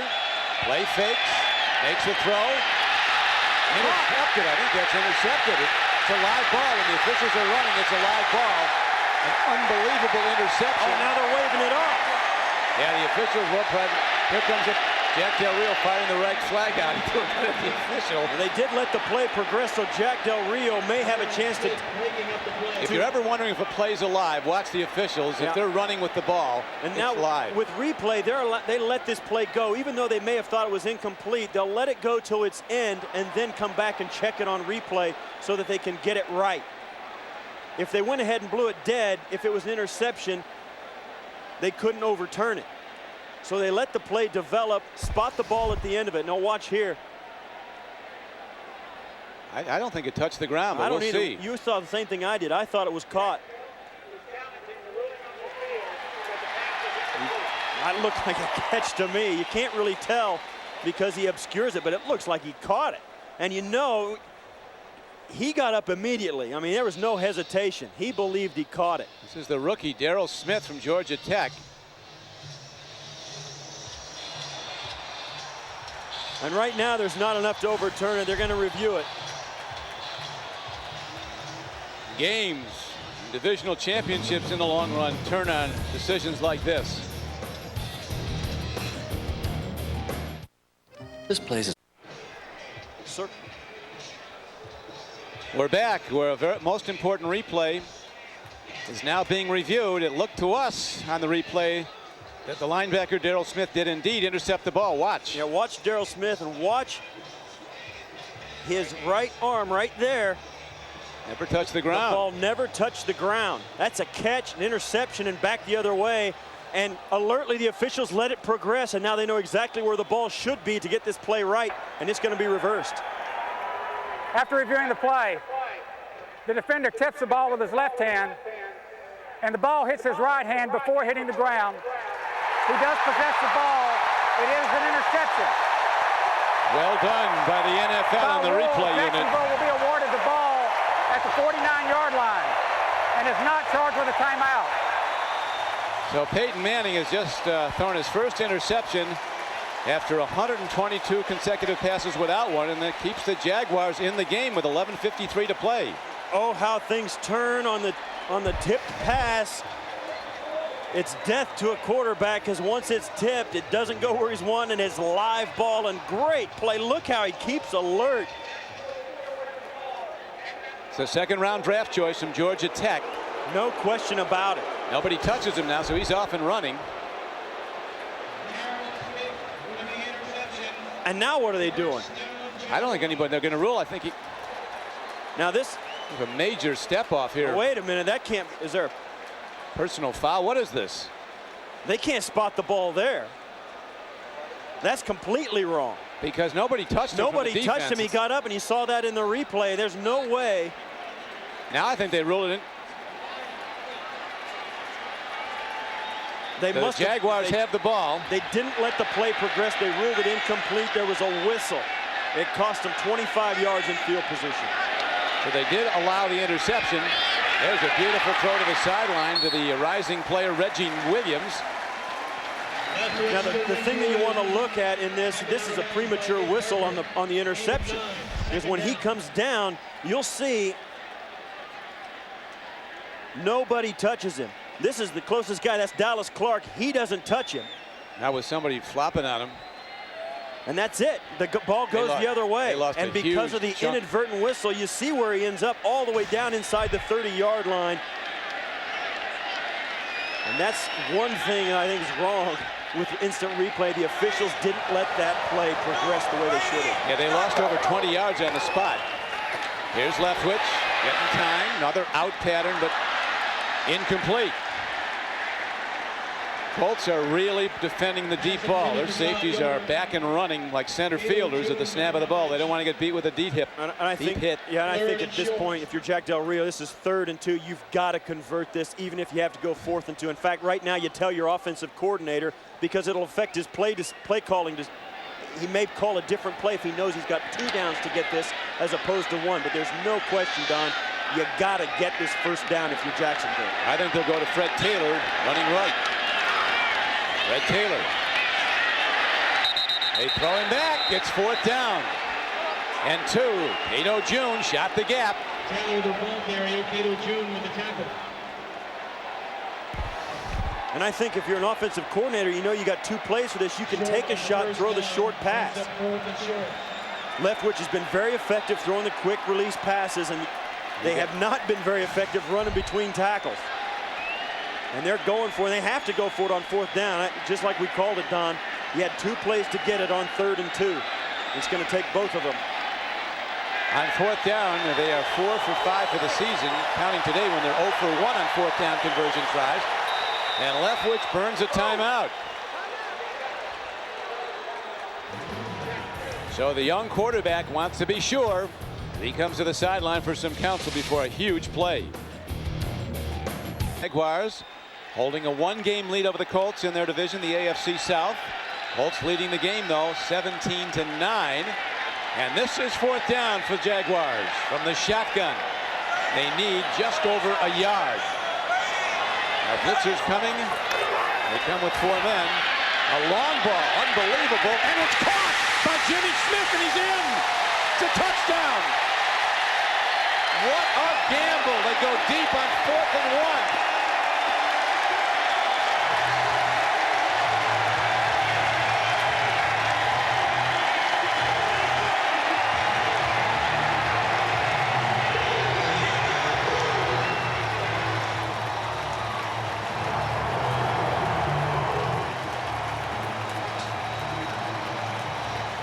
The Cardiac Cats.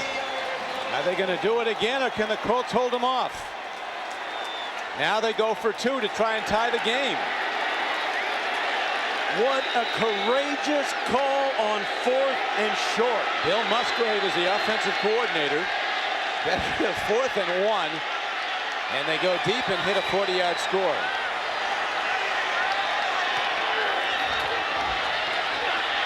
Leftwich fires.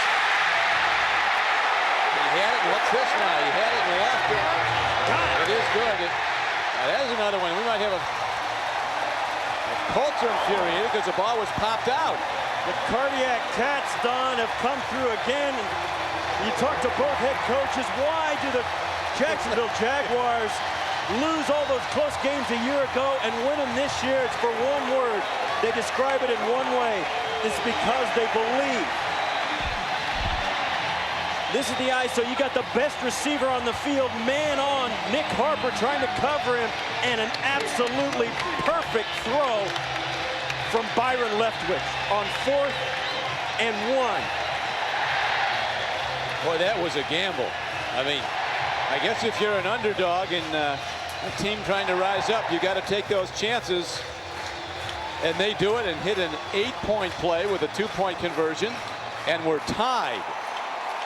You know, Don, that's why players become great. It doesn't matter if the chips are down or if it means nothing. If you've got a matchup you like, you've got to be disciplined and professional enough to pull it off. And Jacksonville sees the single coverage on the outside and throws the play that they want to throw. And they expect their guys to make the play, and they come through. And I'll tell you what, you want to talk about home field now, you got a sellout crowd that is on their feet. And now you also have on the other side of the ball the great Peyton Manning ready to engineer a drive. I don't know what he thinks he's been facing now, but whatever that Jacksonville Jaguar defense was before this point, they are now an inspired Jacksonville defense. Hard hit downfield. Pyatt crosses the 10 and the 20, and a huge open field tackle. And it was Kawaki Thomas who came down and made the play in the open field with a tackle. Here's the extra point conversion for the 2 points. Count the house. It's going to be right here. And you see the ball pop up. Oh, he held it up after he caught it. There it is. No question, that was a good call. He came down with it, and these young receivers for Jacksonville are big, strong, and they have strong hands, and they're courageous just like that guy. But now this Jag defense faces a quarterback who's on his way to the Hall of Fame someday. And let's watch Manning go to work. Edgerrin James gets some. He's taken down at the 29-yard line. A gain of just over 2. You know, the Jacksonville Jaguars are used to this. They're no stranger to close games. This is the opening day at Buffalo. Final play of the game. Wilford making his first catch in the NFL. It's good for a game-winning touchdown. Then Aiken Adele recovers Quentin Griffin's fumble on the Jacksonville 23 with 37 seconds remaining in week 2. Fred Taylor on a 1-yard touchdown run with 9 seconds remaining in week 3, and so it goes. Manning with a fake. Here comes the rush. Dumps it off. James is taken down. It'll bring up 3rd down and about 5. Stroud made the tackle. And now there's one more you have to put in that little reel there. This 4th and short against Indianapolis. What a play. What a sensational play. And I got to tell you, Don, you think about plays like that if it happened on a 4th down. I can only remember one in my whole career. Dan Marino had the guts to throw that pass. Now you got a guy like Byron Leftwich throwing that ball on 4th down. Unbelievable. Leftwich having his best day. 26 of 36 for 273 and a touchdown and no interceptions. Manning under duress throws the ball and he can't get it there. They have to punt.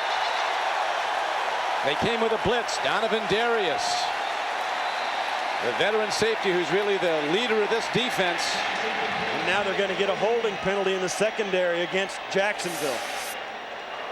Before the pass was thrown, holding, number 30, defense. 5-yard penalty, First Wayne down. Washington called for holding, so the Colts stay alive with the ball. And the thing that's frustrating about that, it was on the far side of the football field. The blitz was timed absolutely perfectly right at the top of your screen, right here. Where's the foul? I didn't see it.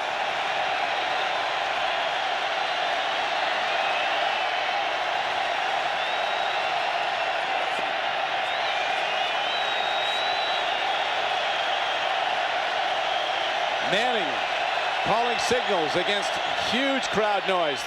They try to gash him, and they do. As up the middle, Dominique Rhodes runs with the ball and gets ahead for a first down to the 47-yard line. An 11-yard gain. Adele was on the stop.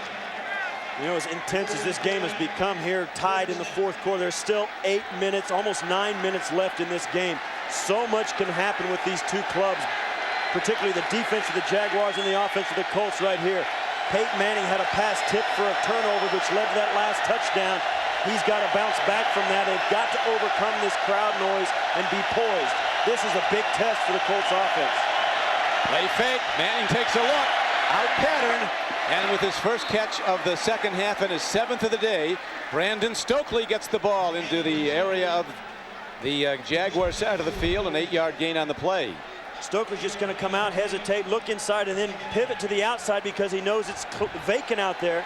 The outside receiver goes inside, and he moves to the vacated area and gets out of bounds.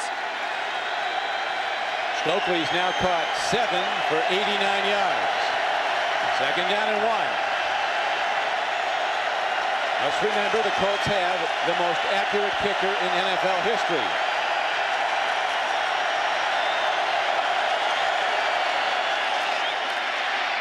James runs, and he has a first down for the Colts to the 42-yard line of the Jaguars. Mike Peterson, the former Colt, makes the stop. And this is where Indianapolis has got to do exactly what they set out to do, be very patient. It's easy to get panicky in this situation. You seem to have the game in hand, and all of a sudden you're in a dogfight, but you got to do what you do. This offense has moved the ball. They've got to remain patient, and it's easy to panic when everybody's screaming and it's loud and you can't hear. You got to relax and play your game. Well, Manning's the guy you want managing your game at a time like this, and here's a give, and working the middle of the field is Edgerrin James, as the Colts are working a conservative game plan now, looking perhaps to put up a field goal that would give them the lead with still 7 minutes to play. This offense leaning once again on Edgerrin James in that running game. It's a smart thing to do if you're Tom Moore because it takes the communication out a little bit. You see Rashean Mathis down on the field. Mathis, the best covered corner on the Jaguar team. With 6:57 left to play in the game. And the Colts need 6. There's Vanderjagt. His only miss this season was that expensive one on the opening night, September 9th. At Gillette Stadium against the Patriots in the 3-point loss.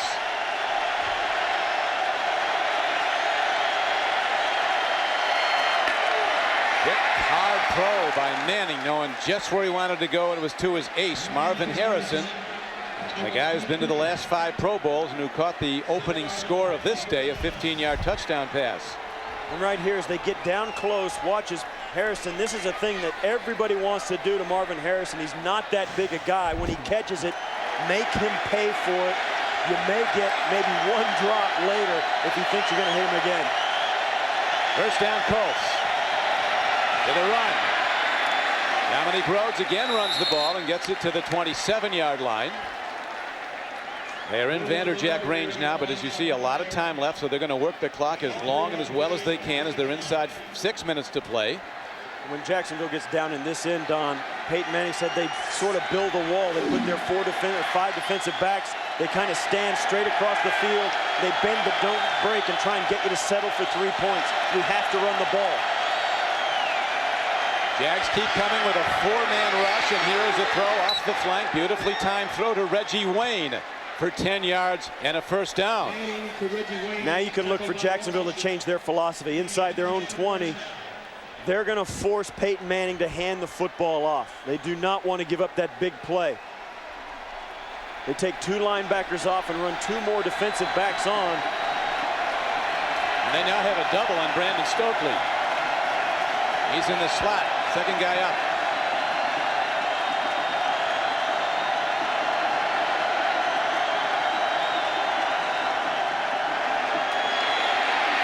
James runs and gets the ball to the 15-yard line.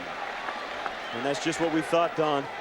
As you see Jacksonville trying to do what they can to dictate to Indianapolis's offense what they're allowing them to do. They are not going to let Peyton Manning have all kinds of open spaces to throw the football into. They're backing 6 guys back into coverage with defensive backs. Only 1 linebacker and 4 defensive linemen on to stop the run.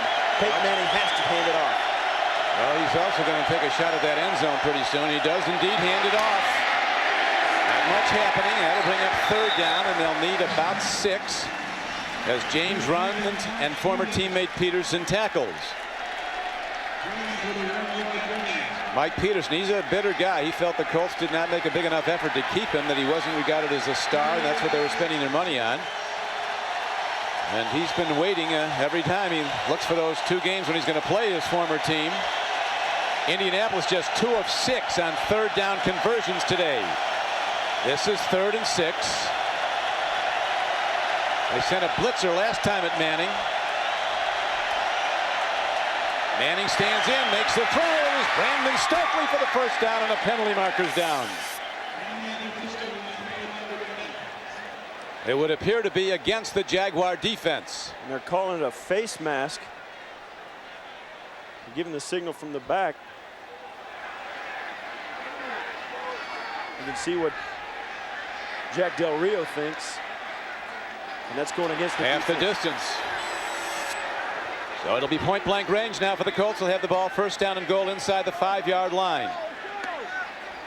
And now Jack Del Rio desperately wants the Indianapolis Colts to at least settle for 3. They cannot let them get a touchdown with 3 minutes and a half to go.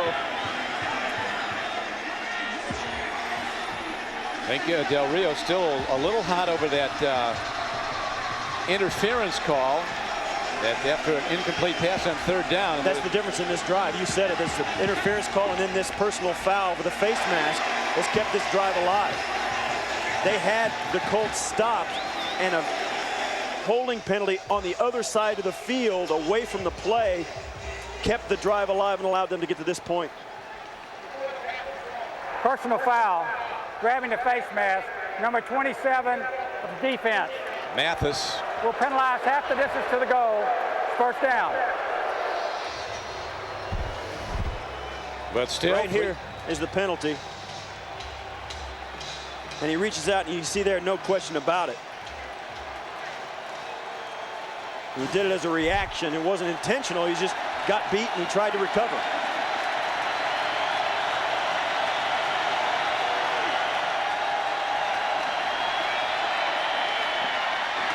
Touchdown.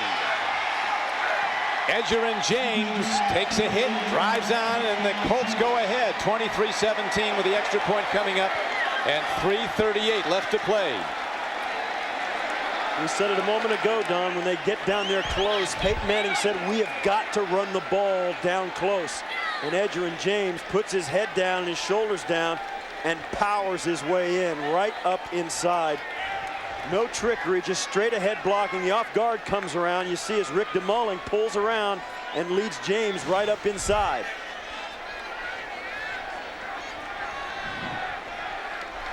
So now the extra point attempt.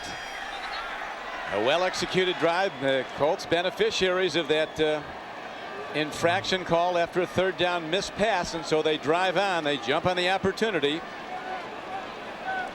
And Jack Del Rio will find out if his unbelievable comeback story can continue, and this is 2nd year as a head coach in the NFL. Well, if you're looking for positives, this Jacksonville Jaguar team is in familiar territory. This is where they live and where they thrive, and this is how they got to 3-0. Leftwich, their quarterback, having a big day. He's thrown for 273, has completed 26 of 36. We have a delay on the game because they're resetting the game clock. They set it up to 3:33. They had a small time with the time on the field. Vanderjack easily drives it through. And the Colts extend their lead to 24-17, and now Indianapolis is going to ready to kick off. Your team needs to go 80 yards in 2 minutes for the win. Which quarterback do you want leading your team? Peyton Manning's got to get some votes today. Yeah. Brady always will get some. Any one of these guys. Cast your vote at NFL.com. Yeah, you know, it could be number 7 for Jacksonville, Byron Leftwich. But yeah, that's a pretty good list of guys right there. That's tough to. I think it depends on which team you're a fan of to pick from that group. It's always good news, Steve, for the Colts when Edgerrin James scores a touchdown. They're 29-5 when he scores one or more touchdowns. He just scored. We've got a ways to go.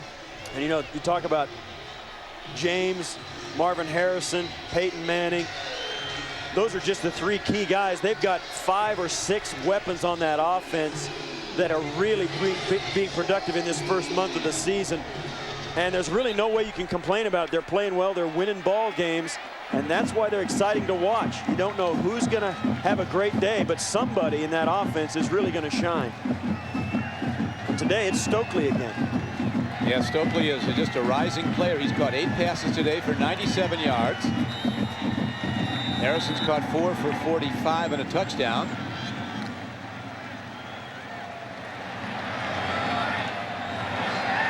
Here's the kickoff. Hunter Smith hits it downfield.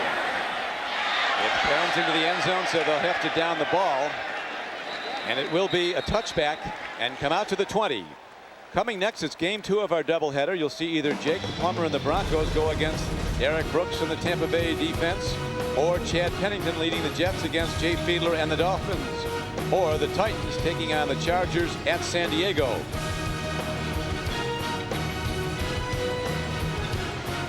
McNair, we're informed, will not start today. Steve McNair for Tennessee.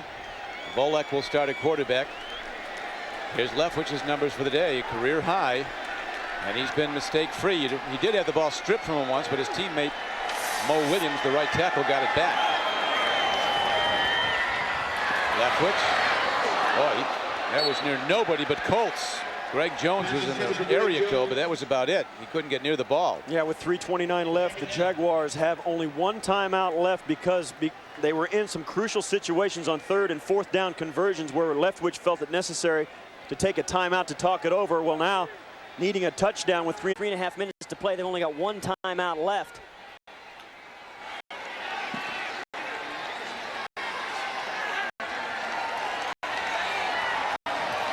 Shotgun formation. 2nd and 10. Leftwich stands in. What a catch! A diving reception. They're going to rule these down. That's Troy Edwards. These guys, see why they're in the NFL. I mean, it's unbelievable some of the plays these guys are making. Right down the middle of the football field. You'll watch as he lays out for this and catches it about a foot off the ground and brings it in. And of course, he's down as soon as the defensive back touches him. That is so tough to catch a ball after it's past your body, turning your back to it and watching it as it goes into your hands. Difficult catch down the middle of the field. Leftwich, a yard short of 300 yards for the day passing. Long ball, he times it up with Reggie Williams. And a penalty marker thrown against the Colts. A huge penalty. Now they're waving it off. They're going to pick the penalty marker up. It is on the field. Yeah, it was an offensive pass interference, I think, on Reggie Williams, but Anthony Floyd came over and picked that ball out of the air, but the officials say that he was out of bounds. A call is against Reggie Williams for pushing off. Pass interference, number 11, offense, 10-yard penalty, still first down. A rare call against the offense on pass interference. And you'll see, and it's very easy call. Watch as he's working against Donald Strickland. Strickland, if he's looking back for the ball, he's got as much right to his other. And you can see there, he just gets 2 hands in the middle of his back. And there you see Anthony Floyd. It looked like he picked that ball off, but the officials said he was out of bounds. He didn't catch it, but he was out of bounds when he did, or they thought he was. I thought for a moment they were going to give him the interception. So the tension mounts, the plot thickens, 2:45 to play, and it's first down now in 20. You'll get a chance right there. And he never gets a chance to come down because Strickland was underneath him. He never got a chance to get any part of his body on the ground. We'll see, and it looks like... Look, a challenge here. Yeah, they're going to... Tony Dungy wants to challenge that was an interception, no doubt, because he did pick it off.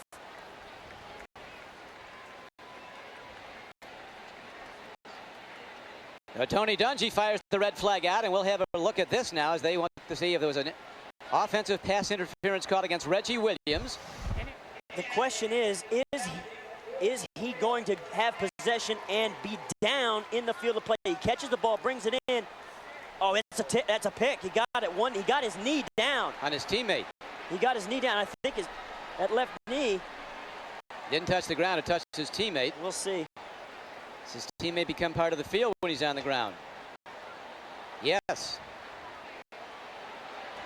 Yeah, you see, and that's no question. He had possession. We'll see what they see in the replay. Replay looming large in this game. If this is ruled an interception for Anthony Floyd on the replay overturn, it will be lights out for the Jaguars and going home with a victory for the Colts.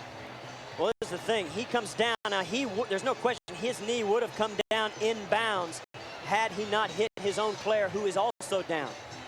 And in that case, he is exactly like a runner with the football. And another thing that you got to look at, when he comes down, watch what happens with his left hand as he comes down. He's got the ball tucked in, but the first thing to touch the ground is his left hand out of bounds. And also, if he touches the player, if his teammate is on the ground and his teammate is touching out of bounds, he's dead. That's a dead ball. You see it now. Teammate's inbounds.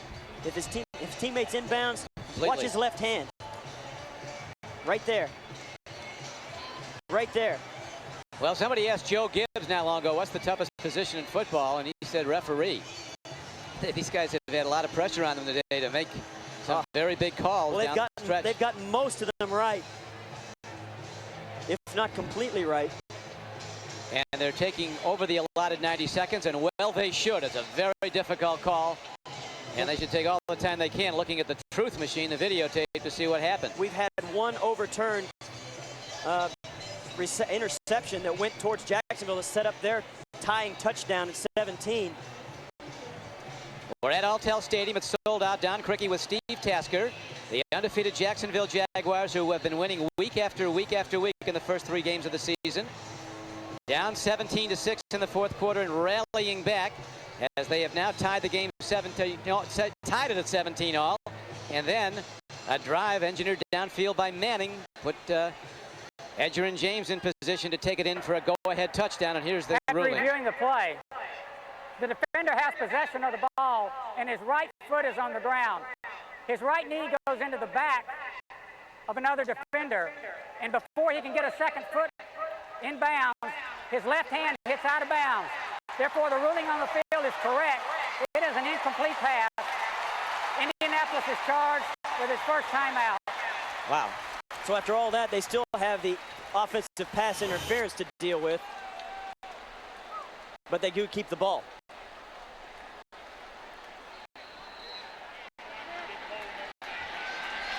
So here we go. Now coming out of the huddle with first down and 20. The ball positioned at the 36-yard line of the Jaguars. Down by 7.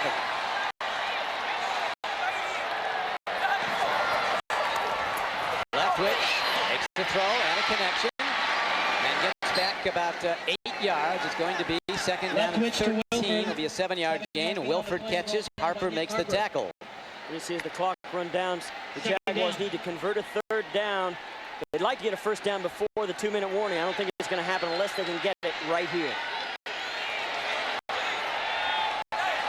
Leftwich, comfortable out of the shotgun, stands in it again, having a career passing game, makes a throw, and it's pressure's on, and here's a penalty marker thrown. Is there going to be a holding call on the offense? There is. Somebody tackled a pass rusher. It's going to be Maurice Williams, the right tackle. There are 2 fouls. Holding number 77, offense. Personal foul, roughing the passer, number 98, defense, contact to the quarterback's head. Those fouls all set.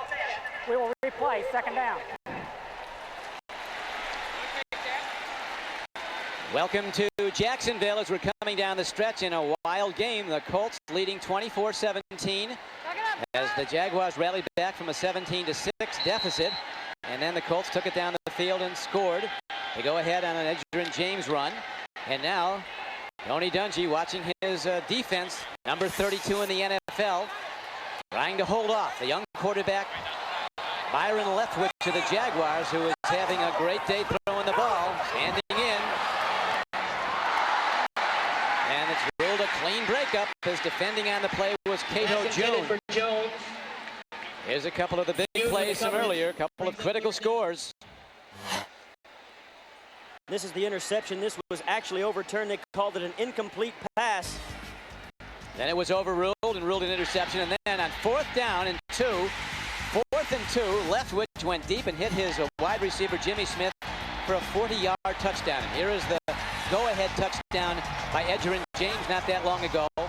And now the Jaguars, who have been coming from behind week after week, trying to dig out of the hole again. Leftwich, fastball. His tight end Reister makes the catch on 3rd down. It's a yard short. We're down to the 2-minute warning. And the Jaguars will have another 4th down play they have to make when we come back to Jacksonville.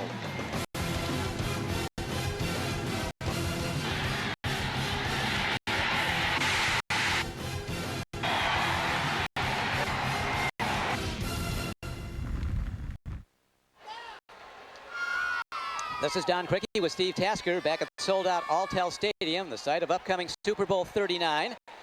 Byron Leftwich coming of age today as an NFL starter, the second-year quarterback from Marshall, having his finest day, 29 of 41, that's 71% almost, 318 yards and a touchdown. But he's got to get the Jaguars in the end zone again. And this is 4th down and just over a yard. They have to make this play. Linesman comes in. It's going to be very, very close. He gets this by the nose of the ball the way the linesman came in. I don't think he got it. Colts don't think it. I do not think he got it. Their defenders are starting to come off the field. I tell you, the Colts' maligned defense has stood up, and they've been giving up 25 points a game. They've given up 17 on the road today. And I think if you got a timeout, you might think about challenging the spot of the ball, or hope that they can challenge the spot of the ball upstairs. Won't help. This is crucial, but that if they don't get it with the mark, it won't help. Ball will turn over, and the Colts are probably going to win the game with 1:52 left. Jaguars do have one timeout left, so Jack Del Rio's team, which has found a way 3 straight weeks, they start out 3-0, and they're since 1970. No team has scored as few points in the first 3 weeks as the Jaguars, 35 total, and had a 3-0 record, but somehow they've managed to win. But today, it looks bleak right now because the artful Peyton Manning is going to engineer this clock down and out. I still think that was a bad spot. Yeah. Oh, you I think they're going to review it. Yes, you're right, Steve. Off he goes. Walt Anderson to once again check out the truth machine. He's going to take a look, and we've had some very important reviews today. I think it was a bad spot. I think it was a bad spot. And I think that replay we just saw showed it. As you know, inside the 2 minutes, the replay call comes from upstairs. The last 2 minutes of the half or a game. Coaches can't call for it. Reviewed to determine if the spotting of the ball was correct. The line to gain is clear, is right here, down across this line right there. They have to get there. Now watch, as Taylor comes in, he dives forward so his knees aren't down. He goes down head first, and the ball lands before any of his body does. Watch where he ends up through the traffic. If you can follow his helmet, the ball is there. The ball is right in there. It looks to me like he gained that line. Wow.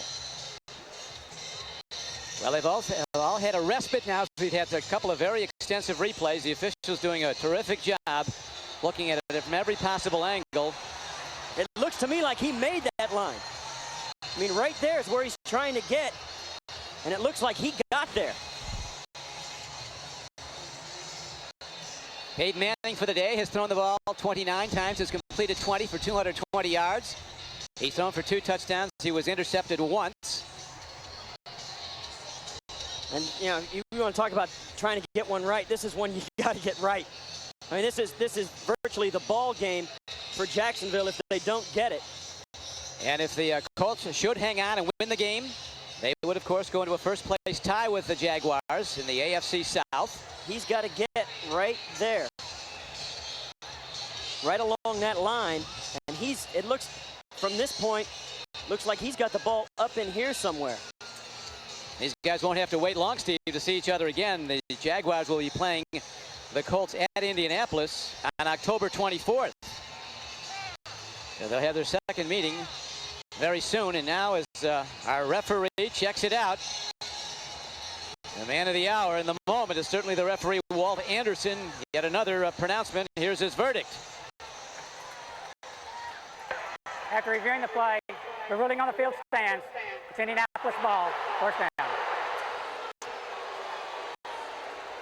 So some frustrated guys on the Jaguars sideline. And the Colts, this would be a terrific win for them. I think one of the Colts' biggest wins in recent years was the second game of this season. I mean, they outplayed the Patriots, had 450 yards offense against them, but had those critical turnovers down near the Patriot goal line and lost the game. And they came back the next week and won at Tennessee. I think that really turned their season. And they went on the road the next week, shook off the Patriot loss. And now this would be a huge win for Indianapolis. And to the run they go. Edgerrin James, the guy who in back-to-back years during his career led the NFL in rushing. Jacksonville takes its final timeout here to stop the clock with 1:47 to play. The Colts cannot run the clock completely out without a first down. 1:47 left to play, and the Jaguars are out of timeouts. So the Indianapolis Colts, who came into the game with the #1 offense in the NFL, 33 points a game, and the most yardage, but with the number 32 defense last. And you had to see what was going to give, because it is the Jaguars who built their success story this season on great defensive effort and holding opponents to 9 points a game. I think when you boil it down to what happened to the Colts that made it possible for them to win, they are too deep at wide receiver not to have somebody open, and Peyton Manning's preparation allows him to find them. That was the difference. Edgerrin James will run. Edgerrin James turning it wide, looking to stay in bounds, and he breaks it down the sideline and gets out of bounds, so he stops the clock, but he does get a first down. And so with 1:41 left to play, the Colts and the Jaguars with no timeouts will be able to run out the clock. That's it, yeah, 3 kneel downs and it's over. And Byron Leftwich, who played his best game of the year thus far, the most productive offensively. Best of his career. He lit it up, 318 yards passing. And it was highlighted by the 4th and 2 play that he threw for the touchdown. Courageous throw. And I'll tell you what, they may have taken it on the chin today, but Jacksonville knows that they can play with anybody in this National Football League, particularly even an offense as potent as the Indianapolis Colts. Well, if you could tell Jack Del Rio at the start of the season, after the first 4 weeks, you'd be 3-1, he'd have been a happy guy. Yeah, they had a rough first month. I mean, you're looking at a lot of great quarterbacks. Second down and 11 coming up, but that's of little consideration now for Peyton Manning, this brilliant quarterback from Tennessee in his 7th year, as he finds the easiest moments of this day for himself, just downing the ball and running the clock. And the Jaguars helpless to stop it. But Leftwich really came of age today as an NFL starter. In his 2nd year out of Marshall, he was the #1 draft choice last year. And today, he really looked like everything they expected him to be when he was the 7th overall pick in the 2003 draft. And that is the knockout punch as Tony Dungy comes away with a huge win in Florida. Peyton Manning playing a terrific game, 20 of 29 for 220 yards and 2 touchdowns. And that is the story. The executive producers of the NFL on CBS are Sean McManus and Tony Petitti. Today's game was produced by Victor Frank and directed by Kathy Barretto. And we thank them all, the men and women of CBS Sports, as the final numbers are in. And the Colts win the game 24-17. Now for Steve Tasker, this is Don Criqui. Coming up next, it's game 2 of our doubleheader. You'll see the Broncos at Tampa Bay, the Jets or the Dolphins, or the Titans or the Chargers. You have been watching the NFL on CBS. Thank you for being with us.